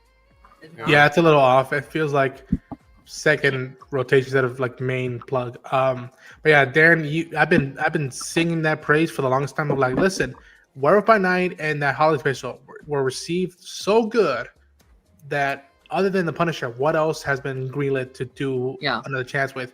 Everybody's still waiting for Nova. Fucking God bless his soul. Brendan Davis keeps asking Feige anytime he can. They're like, yo, where's Nova? Which I don't blame That needs him to be a for. movie. Yeah. Make that a movie, please. Yeah. And- I just checked. There's no public budget for the first special of this. There's no. Oh, They've never said what the budget is. it's free. I wouldn't be surprised if this was in the 50 to maybe, hell, if I was really thinking of price, 50 to maybe $75 million range. Mm. Which Could be I would lower. take that. Maybe, Like, maybe even lower. Maybe even They lower. could do it for like a project like this could be cheap. They Yes. don't need all the bells and whistles. They don't need the massive budget. I just think it's that like Marvel, like, well, it's a Marvel project, so it has to be all this money. It's like, well, no. Look back at what Agents of S.H.I.E.L.D. was doing with like 2 quarters and a dime back in the day. So it's like this is a project that I think has to do less than a show like Agents of S.H.I.E.L.D., a show that had like helicarriers and people with powers and you had Ghost Rider and all these crazy things. So I think a project like this, it's like, yeah, you can do it for super. Well, the one thing I like about this as well is this doesn't have to connect to the other stuff. No. Like it doesn't have to. There's no reason for it to. You know what I mean? Like if they want to bring these characters in for like a Midnight Sun story or something like that, they could do that. But they don't have to. Like there's no reason. Yeah. Like this werewolf character doesn't have to hang out with Iron Man. You know what I mean? He doesn't have to hang out with Spider-Man. He doesn't need to be traveling through space. Like this is just a story that it can exist by itself in its own little section of the Marvel universe, even more so than the New York characters, because the New York characters have a much more likely chance of like stumbling into another superhero than Werewolf by Night does. Yeah. I really think we're going to be going back. I know it sucks because they literally blew them all up to do this new stuff, but I think we're going back to what they were in the Infinity Saga, where we had these shows, we had these specials, we had this other stuff, but they are in the MCU, but they're on their own. Mm-hmm. It's going to be like Daredevil and Jessica Jones and Iron Fist and Runaways. You can love those projects and they're there, but they're just over there somewhere. You don't have to know what's going on, but you can still enjoy them. And I think that's probably what we're doing. Do you know what character should get that treatment and go to Disney Plus, either as a series or a made for TV special? Or Blade? Yeah, Blade. There's no reason Blade needs to be a movie, because the one thing we keep hearing is people want this connectivity in the movies. They're like, if it doesn't connect, they're like, well, that didn't go anywhere. But how is a character who kills vampires going to like feed into the Avengers storyline? I don't see how you connect that. So just put Blade on TV, let him do his own thing. He's killing vampires. Yeah, he's in the Marvel universe, but then you don't have to connect him to a greater storyline. I think what they have to do onwards is that they have to not even like tell us, okay, this is connected one out, but like even I don't know. I would just be like, all right, put out a few movies that are connected and then do another row of movies. So like they're just one-offs. You don't have to see the prior movies and they don't have to be connected one another. There's their own thing. I still think Blade can be a movie. It's just that you just need to simplify it. And I don't work in the industry, but it feels like they're putting too much pressure on themselves, where it's just like you just need a compelling story and a guy fighting vampires. I don't think it has to take 6 to potentially almost 10 years to crack it, in my opinion. But then again, I'm not a writer, so it might seem weird how that might come about. But I've said that like for the first few years with the X-Men, I don't need Wolverine, but you know what'd be a great way to bring him in? Give him a special.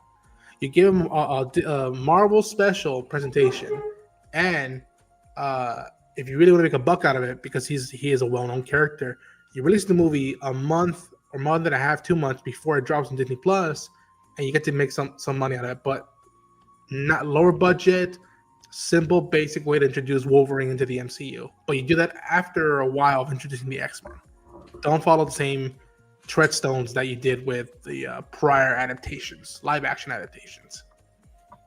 Again, the melting pot. There's so much you can do with specials, and you don't have to break the bank, in my opinion. Sorry, my cat is. Does it sound okay now? Yeah. Any static Yeah. still? No static. I just ordered a microphone. I've been dealing with this shit for months. It's time. It is time. Yeah. No, my cat was like trying to get in, so I brought her in, and then I shut the door, and then she went back to the door and wanted to get out, and I'm like, "What are we doing?" And she's walking out again now. Ugh. Okay. Anyway,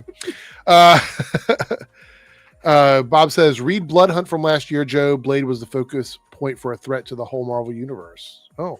Well, that's the thing. He can be, but if you're trying to figure out how to fit him in and you're struggling, No. you don't need to. Like, you can just have him be doing his own thing, hunting down vampires on his own. He doesn't have to be part of like an Infinity Saga or a multiverse saga. He could just be out there killing vampires. Fair. I think he's just such a high profile character for so many, though, that I feel like people would really want to see him on the big screen. Also, I'll point out, he's already had a TV show and it was really good. Yeah. The only reason it got canceled was because Spike TV wanted to position themselves as the network for men, and the ratings were strong on that TV show. But it had a female co-lead in the show. The demographics watching it, they found were they found too many women were watching, and it didn't meet their demographics. I would say Mahershala is also a TV star. I mean, he's been in a lot of really prestigious shows. Yeah.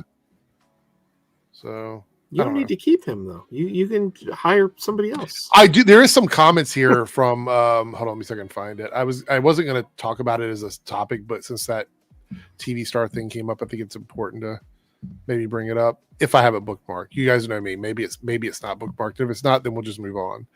Oh, here it is. So we all know Stellan, right? Everybody familiar with him? Yeah. He says, let's God. read this here. Actually, let me hit my little B there.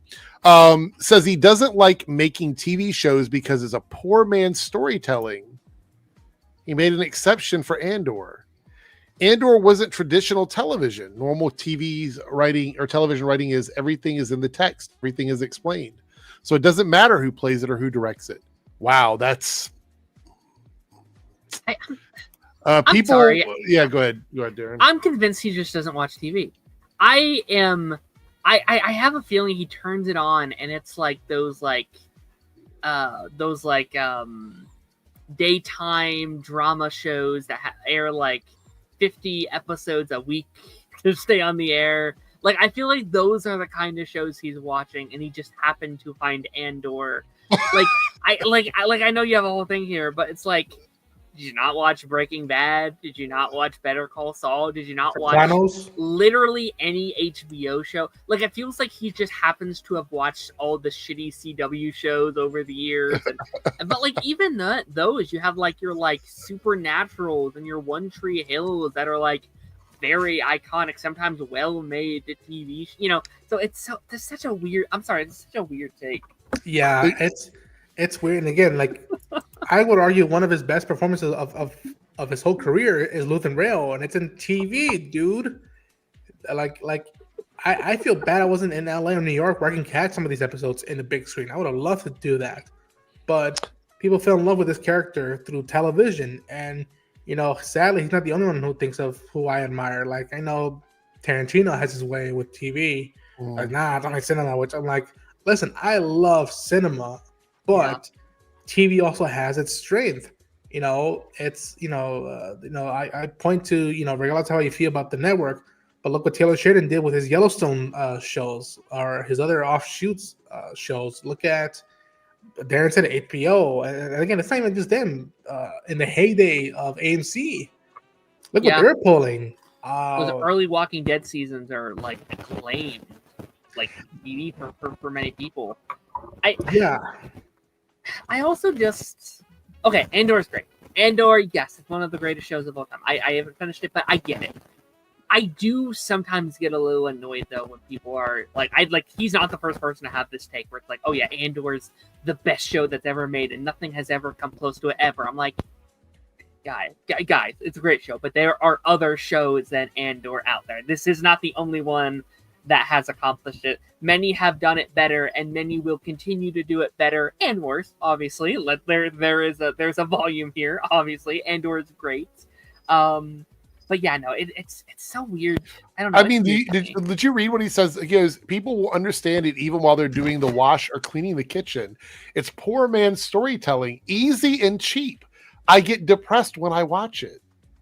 You say the same with movies. This is just, look, to be honest, so his opinion is his opinion, but this is so disrespectful to all the people working in the TV side of entertainment. It's just so disrespectful. It's antiquated thinking too. Like, I mean, this is the way that they used to think, like back in the 50s, like about television. Yeah. But this, I mean, personally, I don't even think Andor's that good. That's just me. But Ronan loves it.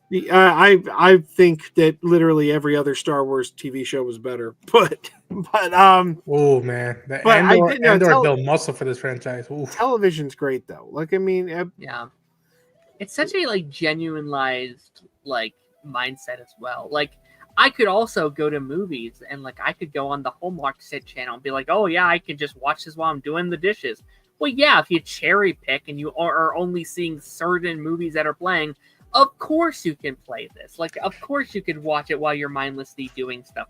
But then again, you have like these Breaking Bad. Breaking Bad isn't one of those like, oh, I'll just put it on in the background. That is right now. Pluribus is out right now. You cannot go out and go do dishes while watching Pluribus. You have to sit down and pay attention for it to make sense, for it to work.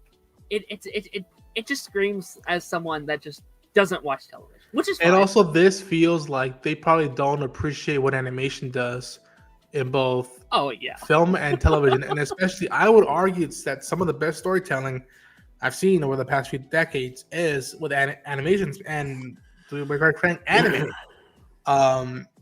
Anything, there's some of the best stuff in anime is just as some of the best stuff as Scorsese's put out, as Coppola, as Tarantino. I mean, look at Penguin, Ronan. Look at Penguin.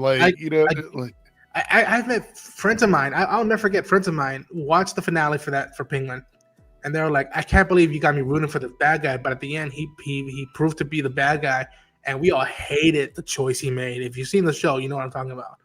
And like, you do that with a character like this. Like imagine if you're an actor. Imagine how much that felt to get those scripts for 8 episodes and just eat those lines and just digest all that stuff. Like, again, listen, Stellan, I love Luthen Rail, love the other stuff you've done, but like, you can't tell me I have more range than a lot of these creatives. Like, that can't be right. I've just, like, they beat me by decades. Like, there's no way I have more range than them. That's the case, that breaks my heart. Yeah, I hate this take because I love him as an actor. So hearing him come out and say something so antiquated and like almost anti-art in a way, you know what I mean? It feels almost anti-art. It's not quite there close. Feels like what a drunk relative would have said. Like, I don't know. It's like your old uncle. I don't watch those shows. I don't watch those soap operas. It's such a dumb comment because you're going to have more talented people and less talented people working in every field. Like, you're going to have who's a great TV runner right now? Everybody's all over Taylor Sheridan. I don't really watch any of his shows, but everyone's like, "Oh, Taylor Sheridan." Okay, well, he's an example of somebody that everybody loves who's working on television. But then in the movie side, you got guys like Uwe Boll making movies. So it's like, not everyone's going to be your top tier talent in the movies, and not everyone's going to be your top tier talent on television. It depends what you're watching. Yeah.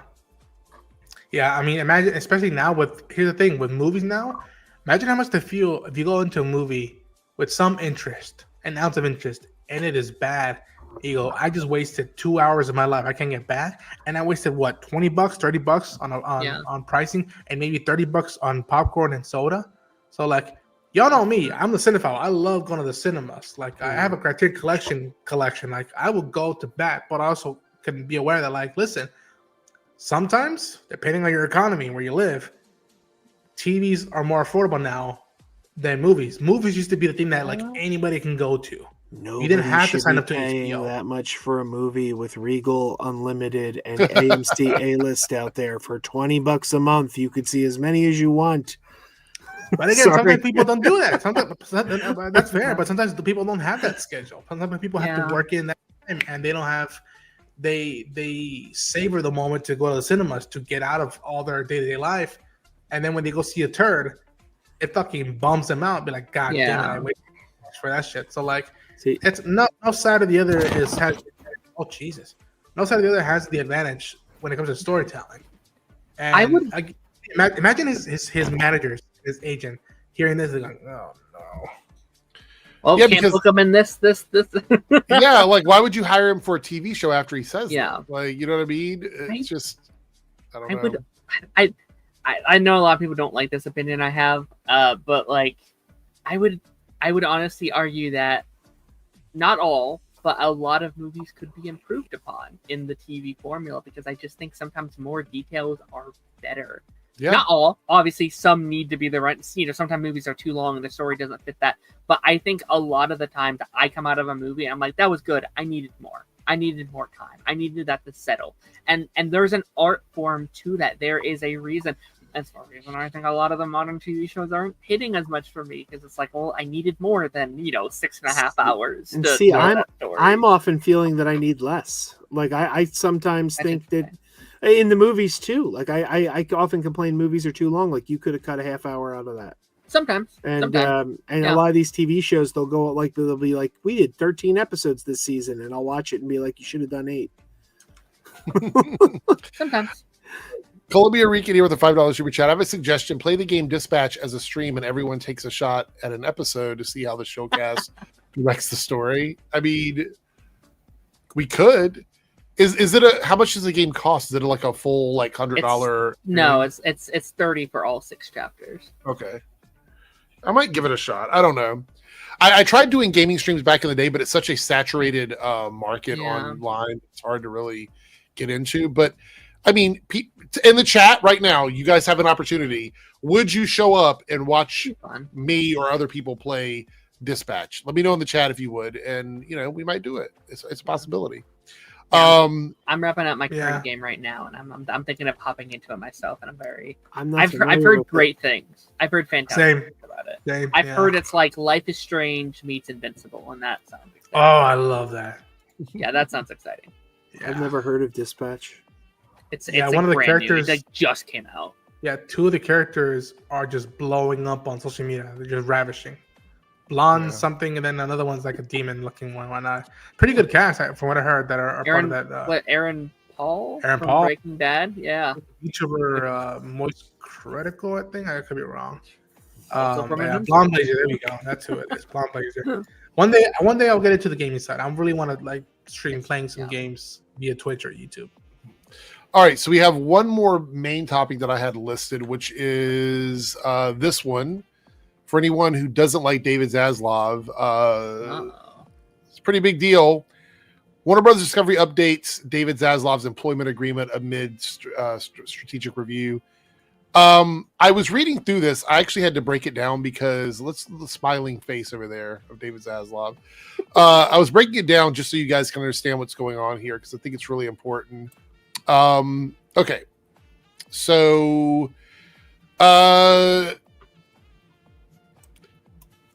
where's my notes at? Right here. All right. So in this article, we talk about what it looks like for David Zaslav's future at Warner Brothers. And I think it's really interesting because some of the things that he has right now leaves him up in the air for stuff that could be changing down the road. But they're trying to make sure that he does not, where's it at? He does not walk away without a bunch of money. So here's the first point. If the company is sold or broken up by the end of 2026, Zaslav's job extends through 2030. So immediately, if it's sold or broken up, he gets another 4 years locked in contractually, regardless of who it's sold to and regardless of which portions of it are sold off. This means they want him tied to the company through any big transactional sale, spinoff, restructuring, reverse spinoff, whatever.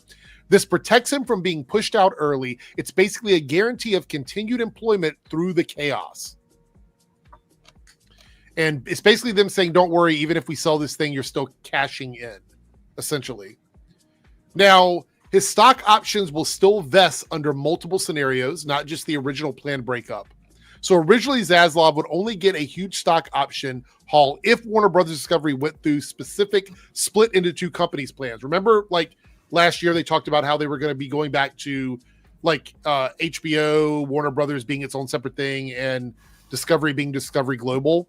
That was the original plan. But now he gets paid even if they don't do that, as long as some kind of transaction happens. That's it. If they sell, he's good. If they reverse, he's good. Any other deal, he's still good. This is an agreement they made, so he's locked in to get these stock investment options, regardless of what happens.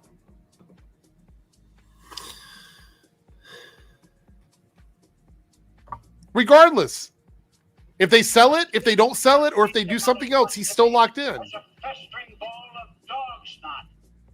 What the heck? What is that?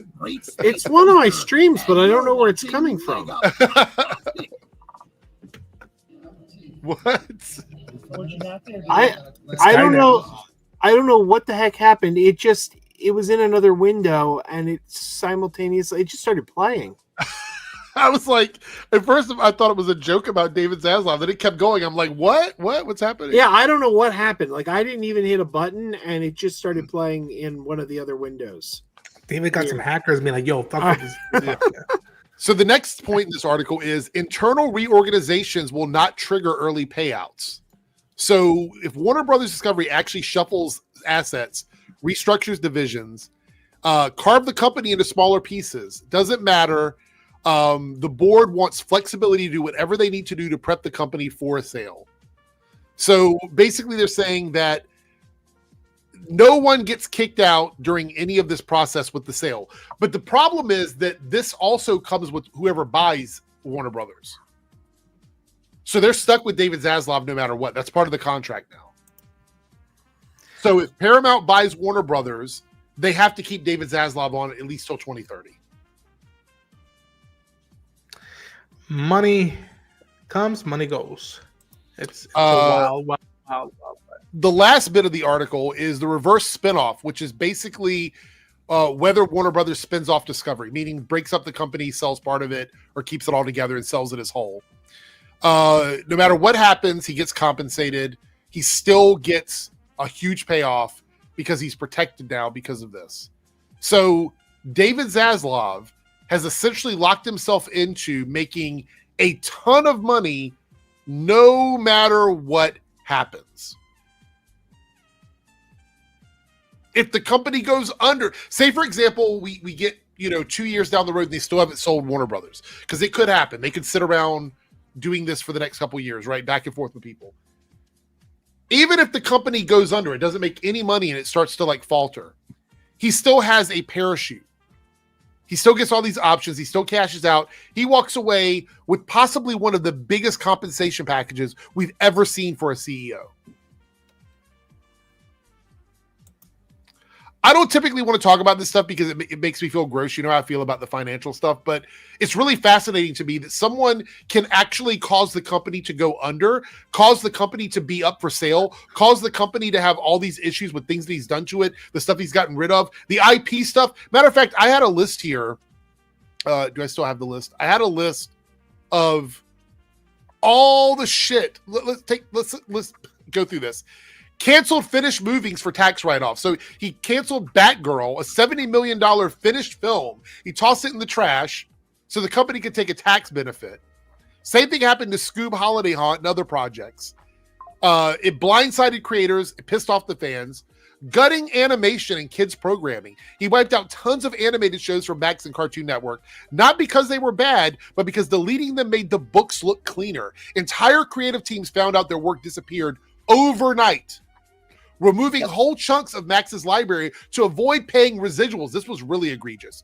A big part of the content purge was simply cutting costs by not paying creators. Shows vanished, even originals. Some weren't available to buy anywhere, and he did this so that they could not get healthcare through the company. It's wild, man. It's like Game of Thrones in 4K. The HBO Max to Max rebrand, which was a massive failure, the change that confused everyone and made the brand feel cheap. More importantly, it signaled the shift from prestige storytelling to broad generic platform. Most people said it confused them with Cinemax. They're like, why is HBO now called Cinemax? Yeah. Slashing budgets, layoffs, chaos across networks, CNN, Turner, Discovery Networks, all cut to the bone. He's been repeatedly criticized for prioritizing debt reduction and cost cutting over stability or vision. Killing finished or in-production projects still under NDA. Multiple directors and showrunners have talked carefully about projects that were quietly killed for strategic reasons. Morale across WB, DC, Animation, CNN were tanking. People inside the company have described the environment as demoralizing. The creative identity of Warner Brother has been in freefall. This is the person that he is. Yeah. And he did all of this to make the company more financially viable to sell to someone else. If you look back, all of this was to sell Warner Brothers. They acquired it so they could sell it. Yeah. Gross. Really gross. Unbelievable. All right. We have Tony Soprano swinging in here. The 2025 decline of Friday Night Zeros is satisfying. They miscalculated on Badlands and Ripper versus Floundering. Chud fatigue is their kryptonite. I think it's a combination of other stuff too. Like, obviously people are getting tired of this, but they're finally seeing what it looks like when less content is coming out. Right? They cried for years. There was too much slop. Too many awful things are coming out. And we have to complain about it. When nothing's coming out, you have nothing to complain about. That's why I feel like they're going so hard on Predator Badlands, because there's nothing else to complain about right now. Yeah. Guess what? Yeah, because they're winning. Right? Yeah. Like, yeah. What do you think the big December movies are going to be that they're going to complain about? I think Avatar for sure. Yeah.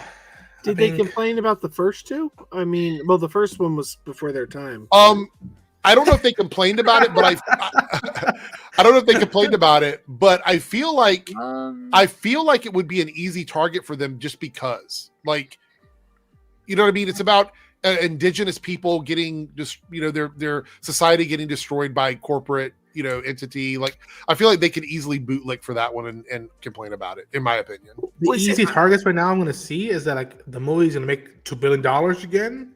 And if it doesn't reach close enough, like, well, then, they'll be like, oh, it only made 1.95 billion. It didn't make 2. Has James Cameron lost his edge in this one? It's like, I don't know. I mean, I don't know about December necessarily, because, like, what, are you gonna complain about SpongeBob? Maybe, I don't know. No, I think, like, Wonder Man for sure. They're gonna complain about Wonder Man. I'm sorry. Extra Hero says they never complain about Avatar, and really? I think that's because I mean I don't know that for sure. But I'll take his word for it. I think if that's true, it's probably because they never want to, or they never used to want to, go against a losing cause. Like they wanted, if they knew the audience was going to embrace something, they didn't want to, have egg on their face and be like, well, crap, it's going to bomb. You know what I mean? That's the way they used to go. God. Oh, God. Hold on. Oh, no. Wrong one. Why did it do that? Sid. Stop. Avatar. Here. This is what he's talking about Avatar 2. So let's do it. Just got out of Avatared. 2, and I feel the same way about this film, exactly the same way as I did the first film. It's very pretty. It was dumb. It was boring. And I will forget about it by the time I hit the car. There we go. Actually, I don't just completely.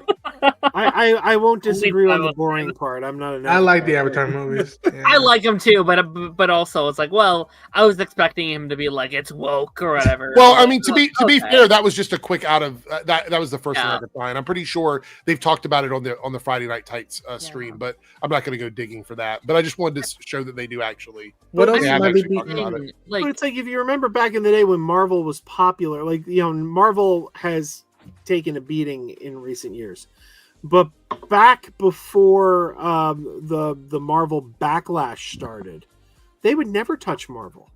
They would never complain about Marvel because the audience embraced it. So it was like a losing battle for them. Like they would go for the low hanging fruits, and I don't think they do that anymore now. Because look, Predator's a hit, and they're trying to say it isn't. They've given up. They're like, well, why try to fit the narrative into reality and warp reality and make it look like we're the ones causing A, B, and C when we could just lie and our audience doesn't call us on it. in fairness, like with the Marvel thing, I think this whole culture has been within the last it's been there, but really prominent the last 8 to 9 years. So the early days of Marvel were kind of clear of that. And 2, it's what they wanted it to be in the early days of Marvel. We didn't have our first female lead in a Marvel an MCU movie until 2019. Yep. Which is ridiculous. So why would they complain? It's exactly what it's their perfect world. So then they were finally like, oh shit, this is a little gross. We need to start putting other people in our movies, which is when actually it was. I think Captain Marvel was actually when that huge crusade really started. There was a couple before that, but I think Captain Marvel woke up this generation of bigots to be like, oh wait, this is bad, isn't it, guy?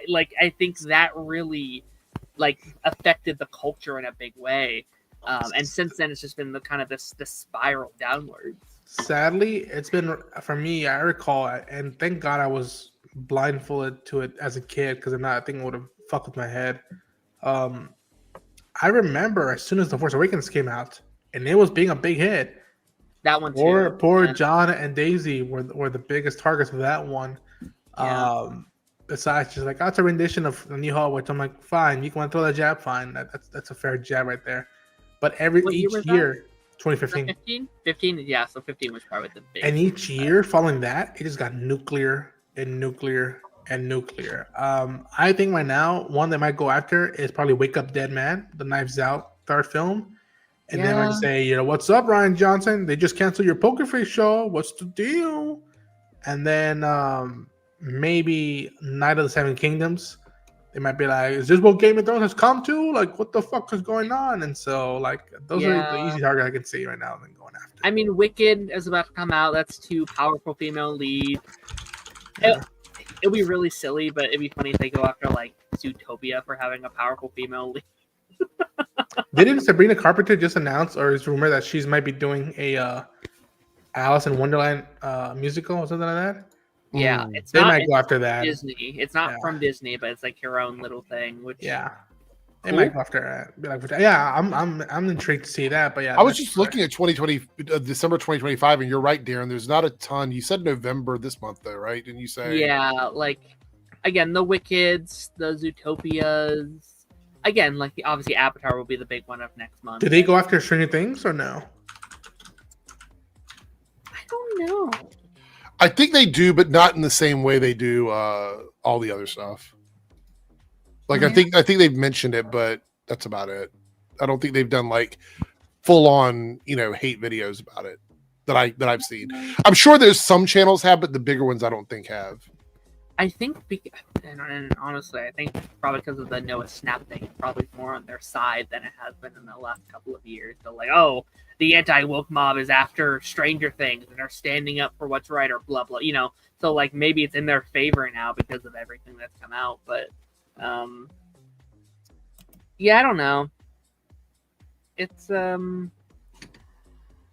don't know. I'm trying to find. I got a super chat here from South Texas Shark. It says, did you see Cynthia Riva stood on business? What clip am I looking for? Is this some person ran up to Ariana Grande to like hug her or do something stupid, and then both Cynthia and Michelle and some of the guards came up. They're like, whoa, let her go. What the fuck you doing? This shit. And it was pretty cool. Okay. And I think the night before, or days before that, a fan had found a lost hat of Cynthia, and there was this big clip of her going like, "What?" And like, you know, but it was someone. Let me see if I can find it. I think this might be it here. Hold on.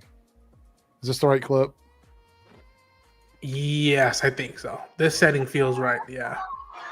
I think it's about to happen soon. Maybe. It was at Ariana Grande. I know that. There was somebody. Yeah, there we go. This is the fucking. Yeah, that was weird. That was weird. Oh my god. She went into like attack mama mode. Yeah. Well, that's more than just a hug. I was thinking it was someone like. No, she like. That was crazy. Yeah. She swung around like that. It's like she saw it at the side of her eye, and she just like immediately was like, "No." How did she even know that was happening? That's 20/20 vision, I guess. I don't know. Like apparently, the individual. This ain't the first time they've done something like this before. Apparently, I gotta ask though: is "stood on business" like a phrase? I've never heard that. Yes. before. You've never heard that before? No.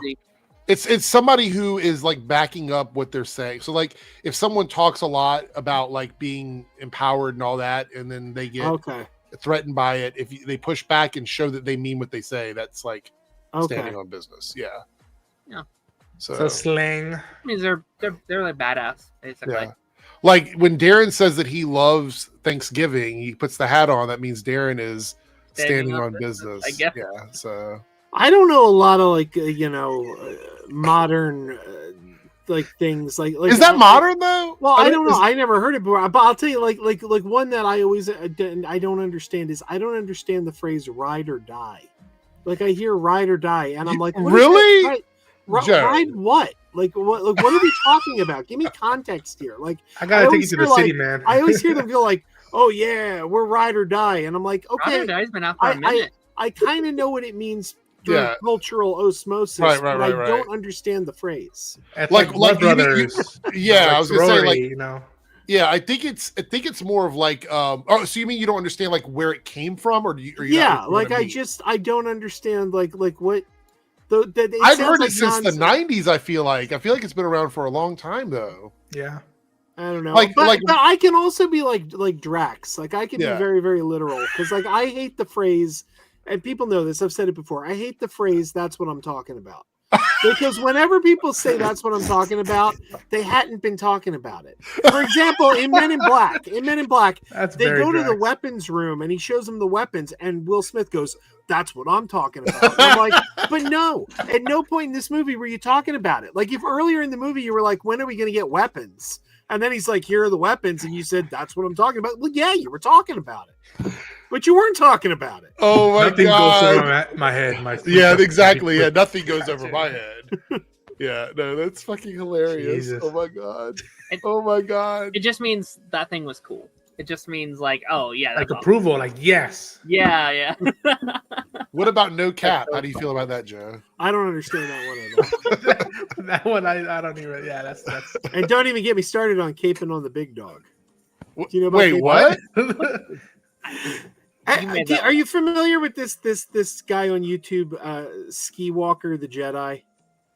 If not, be thankful you're not. Okay, no. Okay. So I won't look it up then. He's a Snyder bro. He does long. Definitely what I'll be looking at. Streams about how Snyder's coming back and how we're going to get Snyder back and all that. I was watching one of his streams once, and I listened to him for a long time, and I have no idea what he said because he's like, yeah, we don't have him on anymore because he was caping on the big dog, and if you're caping on the big dog, that shit's unforgivable. And Perp and I were watching it together, and we're like, "What the hell, just caping on the big dog?" Man? I don't even know that one. And, like he was live, so we're like writing in the chat, like, "Hey, man, you can't be caping on the big dog. That's not." We don't allow that. Oh Comment, Eric. my God. I want to see Joe like with shades rocking into Tupac in a big and be like, playing Hit 'Em Up and Hail Mary. It's like I want to see that. Well, Joe, how do you feel about Doja Cat? I'm not familiar. I've heard of her, but I don't know much about her. Yeah, she uses a lot of wordplay. You probably hate it. Can we bring up Jasmine's comment, Eric? Oh yeah, hold on. Let me go.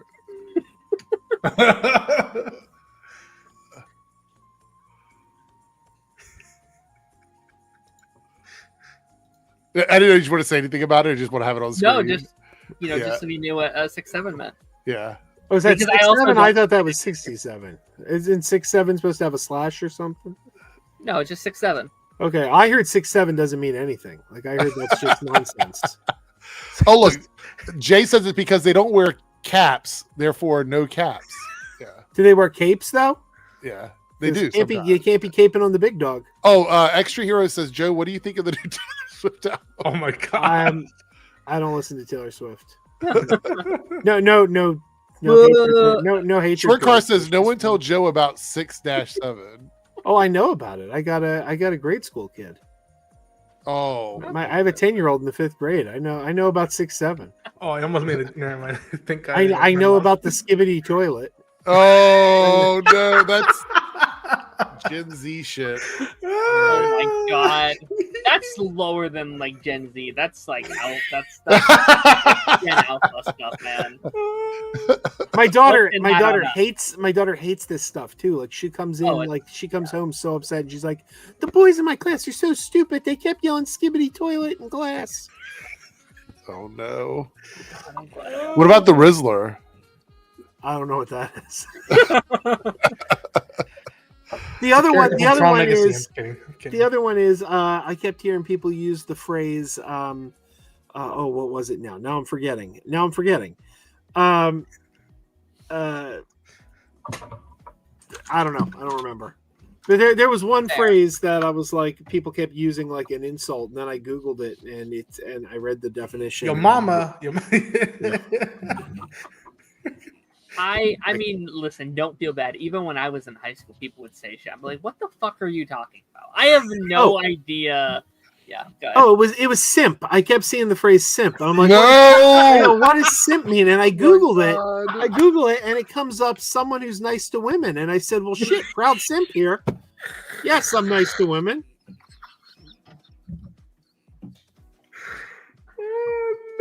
I got a wife and 2 kids. You better believe I'm going to be nice to women. No. Well, as long as you're only a simp to your wife, then. Do you know what ship? When people say, I ship them. Do you know what that means, Joe? Oh yeah, that's old school. Okay. Oh, okay. Just want to make sure. So old school. That's a saying that people use. Yeah. Old school. It's old school. What about cuck? Do you know what cuck? Oh yes. You don't give wetties. That's fucking crazy. Oh no! Look, there's a fun fact about this. Joe knows how it feels to be the oldest man on the panel. There's a fun fact about that, right? The fun fact is I'm older than Joe is. I was gonna say by 2 weeks. Yep. Yeah, how did we get here? I don't know, but let's pull it back. We got some Ultra Clash, man. I love it. Here. Hold on. Ultra Crash. All right. Wait, hold on. Where are we at? I gotta find where we were. I'm totally completely off now. All right. We were talking. All right. Well, no, just do super chats. It's easy to get on this. Stagger 4499 super chat. Do you think the Snyder Bros will still be ranting 10 years from now? Well, they will to themselves, but that group is getting smaller and smaller. They're not as big as they used to be. I think they're still in their minds thinking they think it could happen, but the reality is I don't think it's ever going to happen. Like, I don't think Zack Snyder even really wants it to happen, to be quite honest. I don't know. Do you guys still see a lot of Snyder? I mean, there are the usual suspects. Are we seeing a lot more new Snyder Bros pop up? Because I'm not seeing them. No, all I know is. Go ahead, Dan. I mean, if I wasn't on Twitter, I don't think I'd see it at all. Like, I'm not seeing it on YouTube. I'm not seeing it on TikTok. I mean, sometimes I will, but like, I think the ones that are still out there are kind of like, I don't know, transitioning over and are like a bit nicer. Like, there were so many friends of mine that when like Superman came out that were Snyder fans that were like, yeah, I love Snyder. He's my favorite. That's my favorite version of Superman. But I love the new Superman. I was like, oh, good. We're making progress. We are growing as a society where you can like both. You can enjoy both takes on the character. That's awesome. That's great. Bob says Snyder sees beat up the Rebel Moon cinematic universe. Listen, I don't see it nor do I look for it. Thank God. But I only imagine how much people the Snyder Bros get. What's the right word? I don't want to be too vulgar, but they say they get very excited, potentially physically, whenever he drops a new photo in relation to the Snyderverse on his Instagram. Now, I've talked to folks who are big Snyder fans, and I'm a Snyder fan, but I've admitted that like I like stuff that isn't just DC stuff. Like I like his Twilight of the Gods stuff. And we've said that, like, no, the reason why he keeps dropping those photos, it's a marketing thing to get stuff for his next film, The Last Photograph, which I think is brilliant marketing.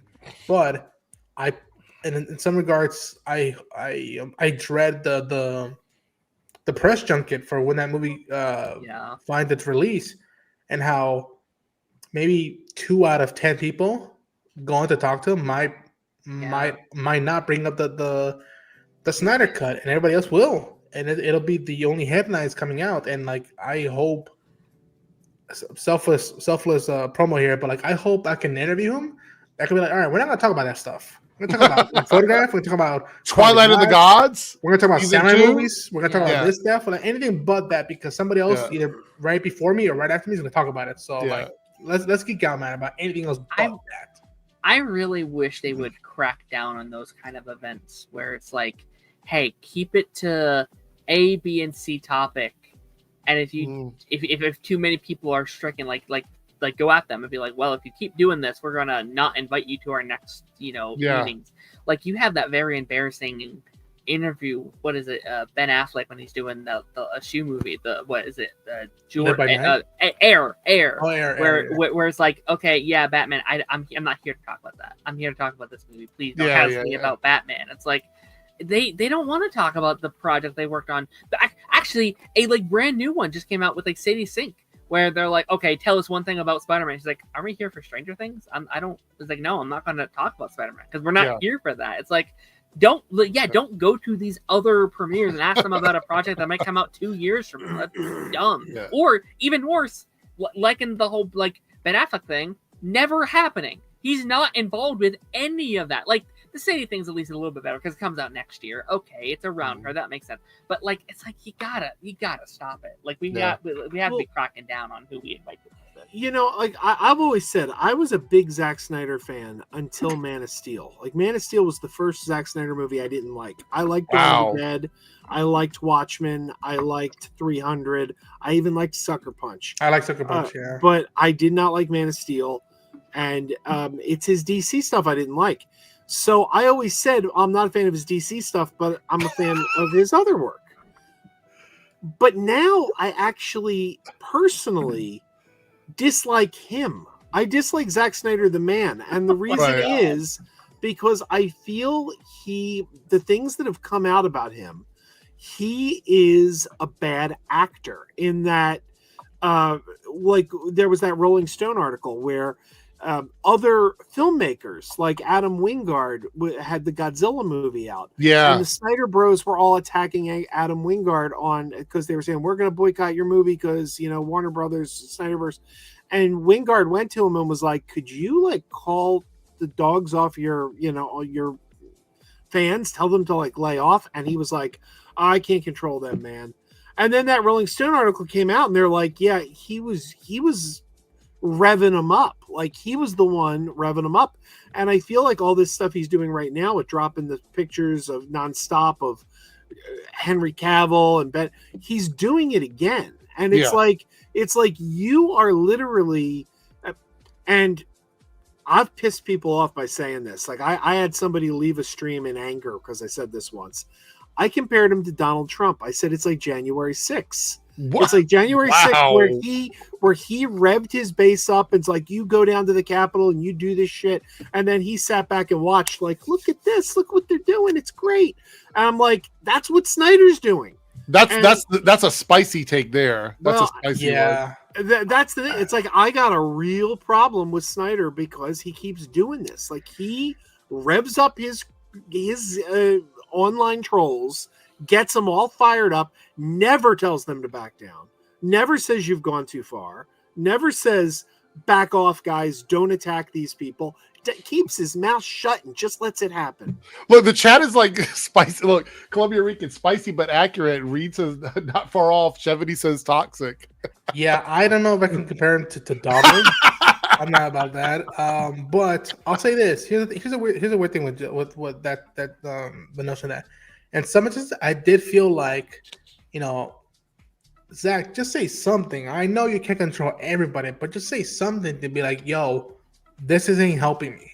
Right. This ain't helping me. This is just like throwing more mythology towards me beyond me just a guy trying to tell a story.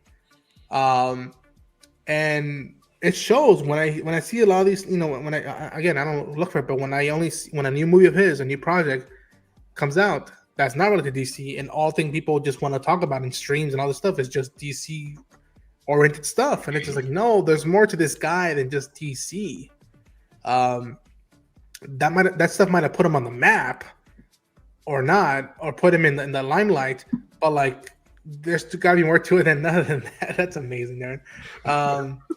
And yeah, I wouldn't compare it to that, but I do feel like in some instances, listen, I'll say this. I would like tip my hat off to him if in the junket for the last program, he'd be like, guys, I love the support for Snyder Cut and all that stuff, but no questions of that, please. Right. Into the big names. I'm like, guys, please. It's just this one time.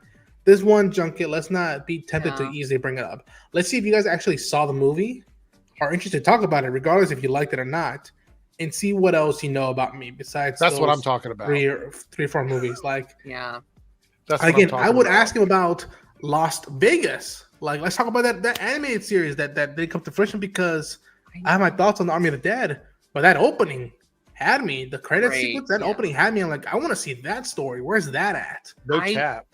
I need him to have a big hit.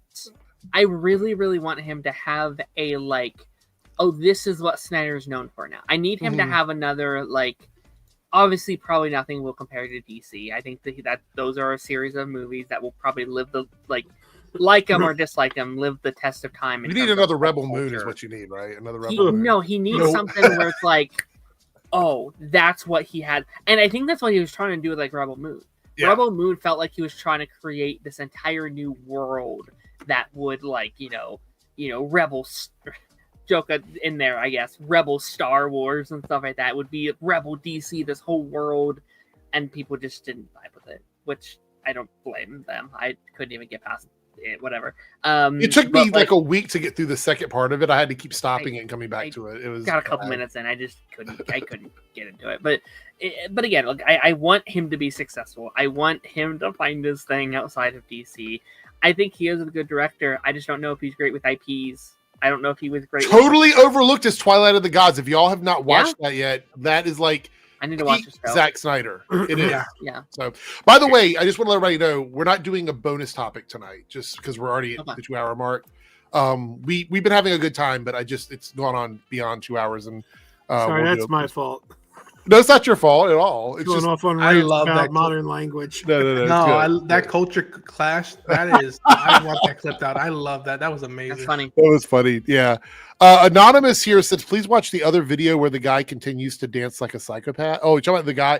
I don't have another video, but I did see his account. Apparently, he does this a lot. The one that went up to Ariana Grande. Apparently, he's like known for like harassing people by doing this. Oof. So, yeah, what a great thing to be known for. Yeah, I don't know about that. Does anyone remember the TV show Bonsai that it used to air on Fox? It wasn't on long. Bonsai? It was like this like Japanese like game show or like it was a really weird show. sounds familiar to me. Are you talking about the one where they like do crazy stuff? Yeah.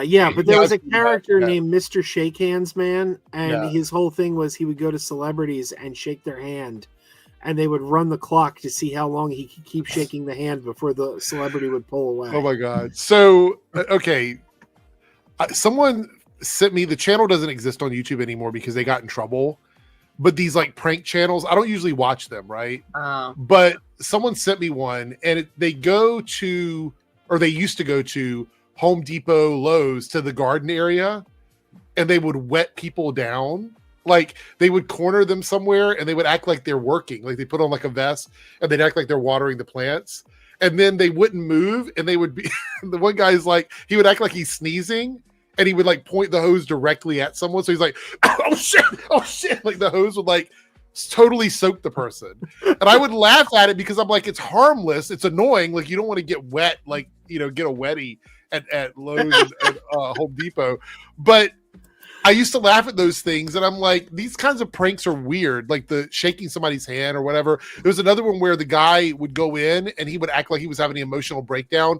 And then when somebody would give him a hug, he would not let go. So it's like they would come over, they'd be like, oh, you just need a hug. He's like, I just need a hug. My pet squirrel died or something stupid like that. And they would hug him and then he just would not let go of them and it would just film it and they'd count to see how long it is before the person would like pry themselves off of him or whatever. Just stuff like that. And it's like, I think, oh, by the way, Vine is coming back as D Vine, I think, or something like that. DI Vine, like Da Vinci or whatever. Really? Yeah, they're bringing back a version of Vine, but it's got a full block on a block on AI. Like you can't use AI at all.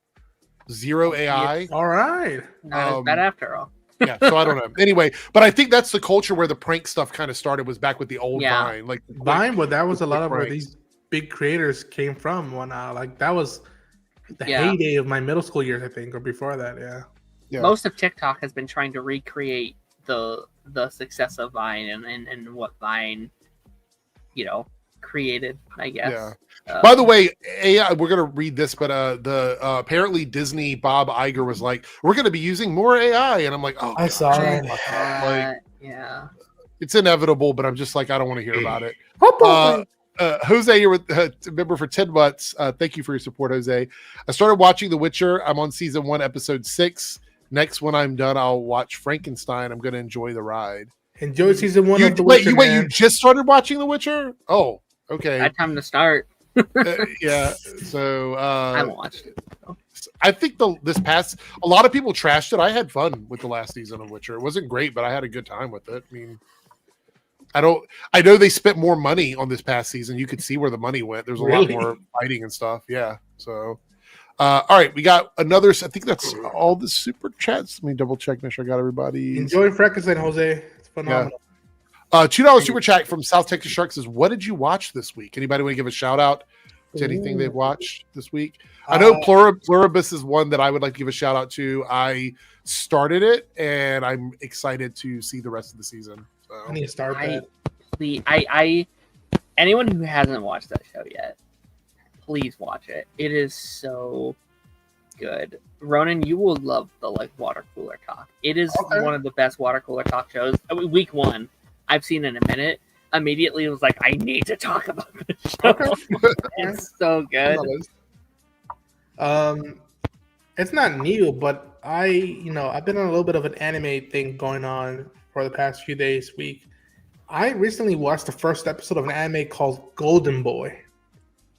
Now, there's been clips and memes of this anime. If anybody watching this the stream, if they've heard of this show, you know what I'm talking about. It's very much from the 90s.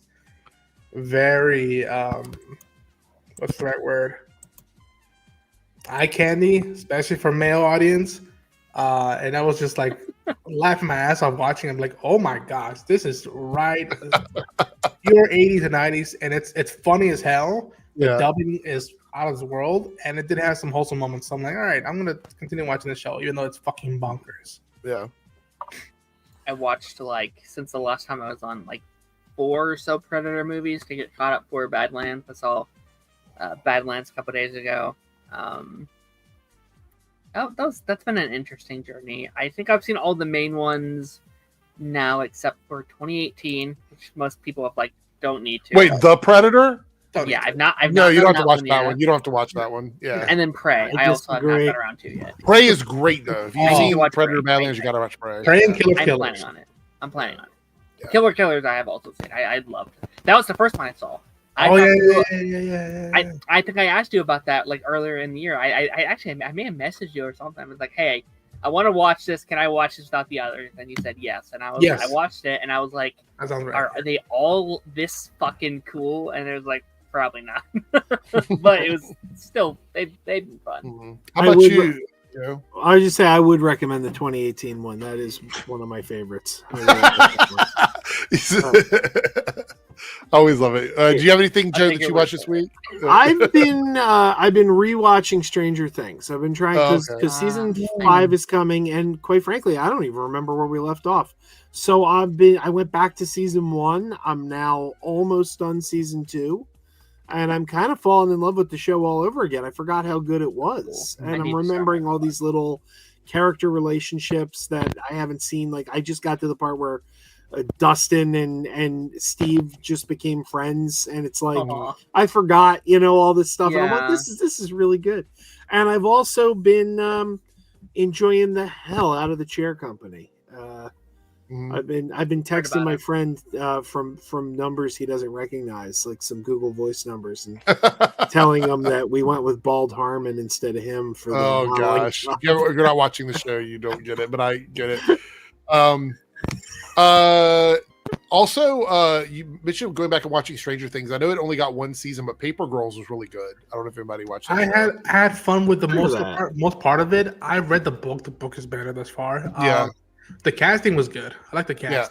Paper Girls is a 1 season show, and it's a good 1 season show. I mean, it obviously leaves you with more, but it's a good 1 season show. I think it's on Prime, if I remember correctly. Shameless plug. I interviewed the cast and some of the creators of the show. Oh, really? On my channel, so you can watch the interviews. Yeah. Columbia Rican, I think I read your super chats. Did I miss one? We talked about this one, right? The Nerdrotic. Is that the one? No, this might be the one you're talking about. Columbia Rican with a $5 super chat. Yeah, this might have been the one I just missed. Wait, was Nerdrotic even at the theater? No, he doesn't watch anything that he talks about anymore.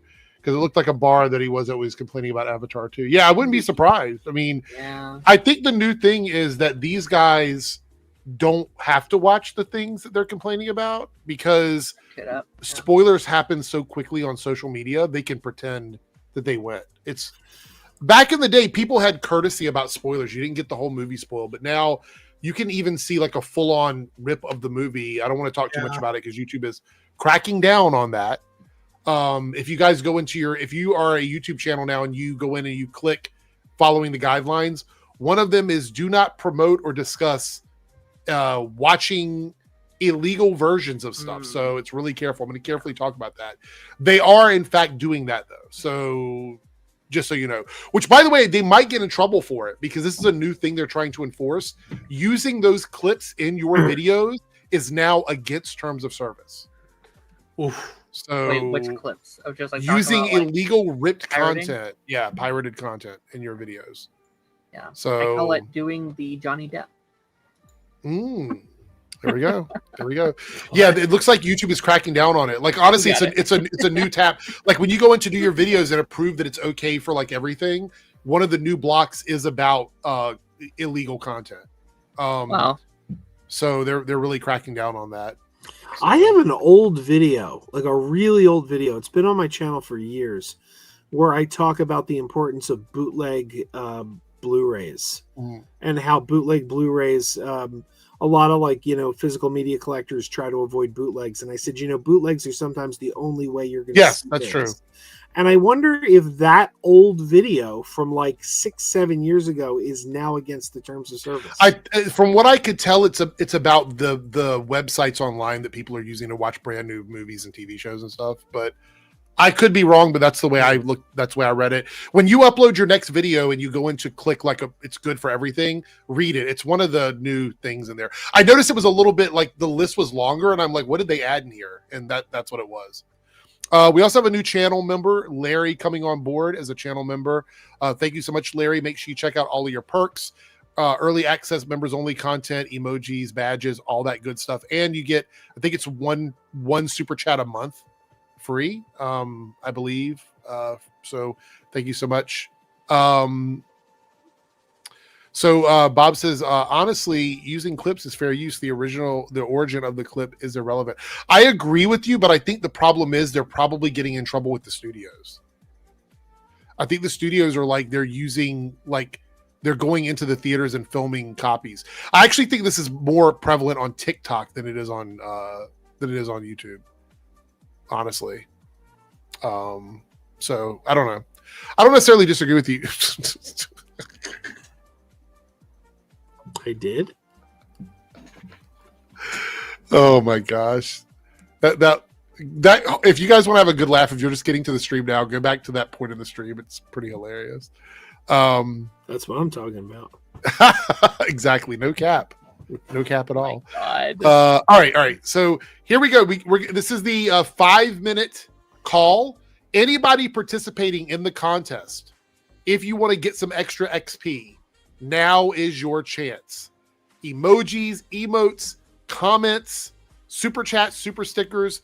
It costs nothing to participate, and you can get to the list. And I'm going to look at the top fans list here in a second in both chats, and your names will go into the pot for the contest. So there you go. There's that. But let's see what everybody picked, because we have to find out what won the list for for one of our discussions here. So Phyllis, it's a little late, and I got early work tomorrow or today, I should say now.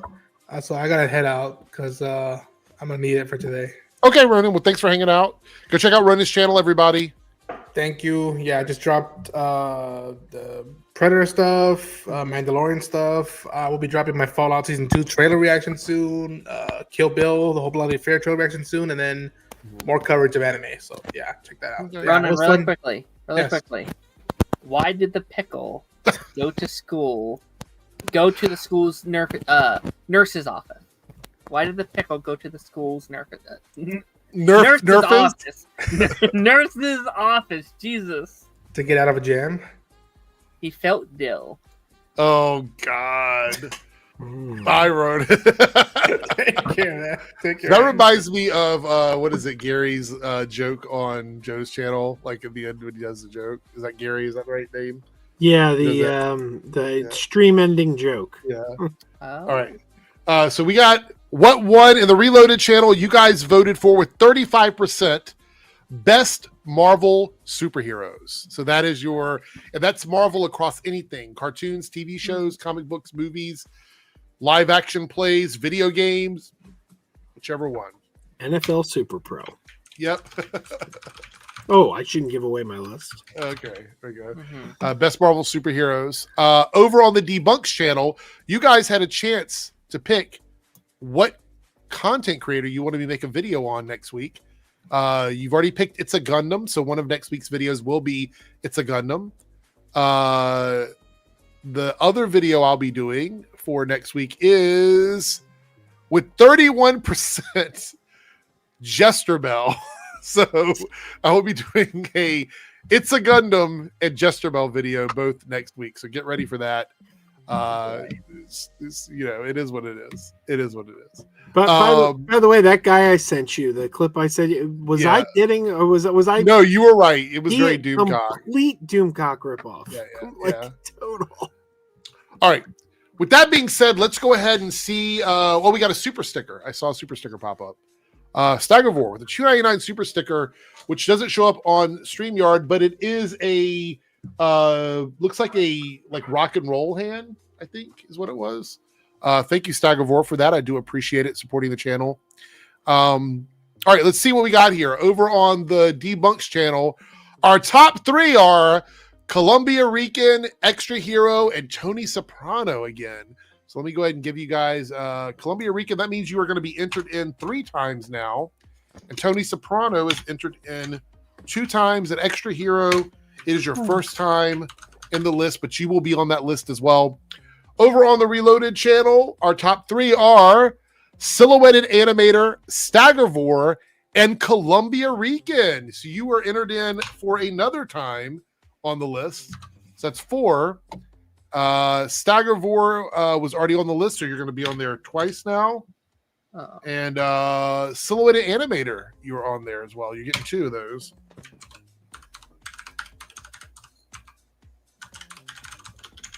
All right, there we go.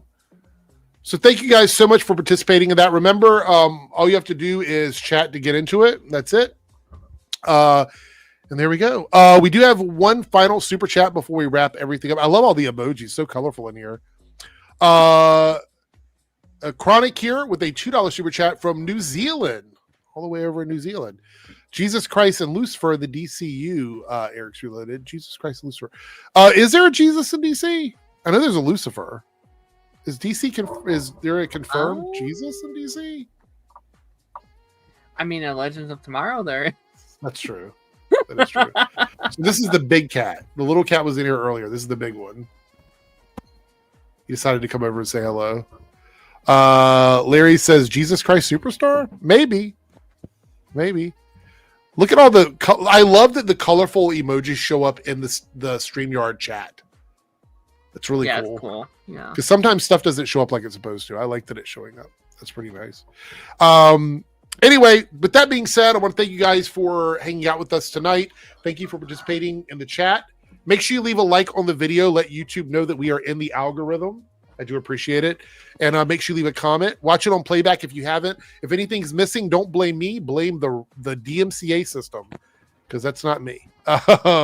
Anyway, I want to thank Darren for being here. Darren, I saw that you uploaded you premiered a video with Johnny, right? Was it Yep. Johnny Bravo? Yep, we did Pipeline today. We did it was for Predator Badlands, and we've been doing those video versions of the Pipeline. I love how much people are talking about Predator Badlands. I'm really fun. enjoying all the love for that. I like that. Yeah.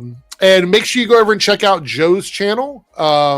We've been having a lot of fun over there. He's had a few videos up this week. What's your most recent video, and what do you got coming out, Joe? I think my review of the Naked Gun Blu-ray. I gotta do a review of the new 4K release of One Flew Over the Cuckoo's Nest.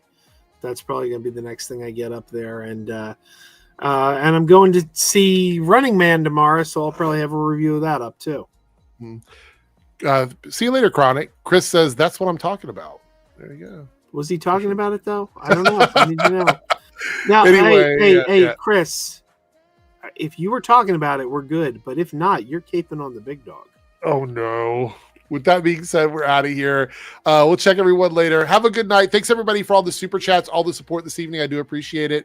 And I'll see everyone on Monday. So take care. Hey there. If you're seeing this, that means we have reached the end of the stream. Thanks so much for your continued support with comments, likes, subscriptions, super stickers, and super chats. I just want to give a special shout out to all of the channel members who have contributed to the success of this channel with paid tiers. On the screen, you will see your name displayed as a signal of appreciation from myself and the channel. If you would like to see your name on this list, consider selecting a tier with the join or plus button depending on your platform. Thanks again, everyone. Let's hang out soon in the next stream, and I'll see you then.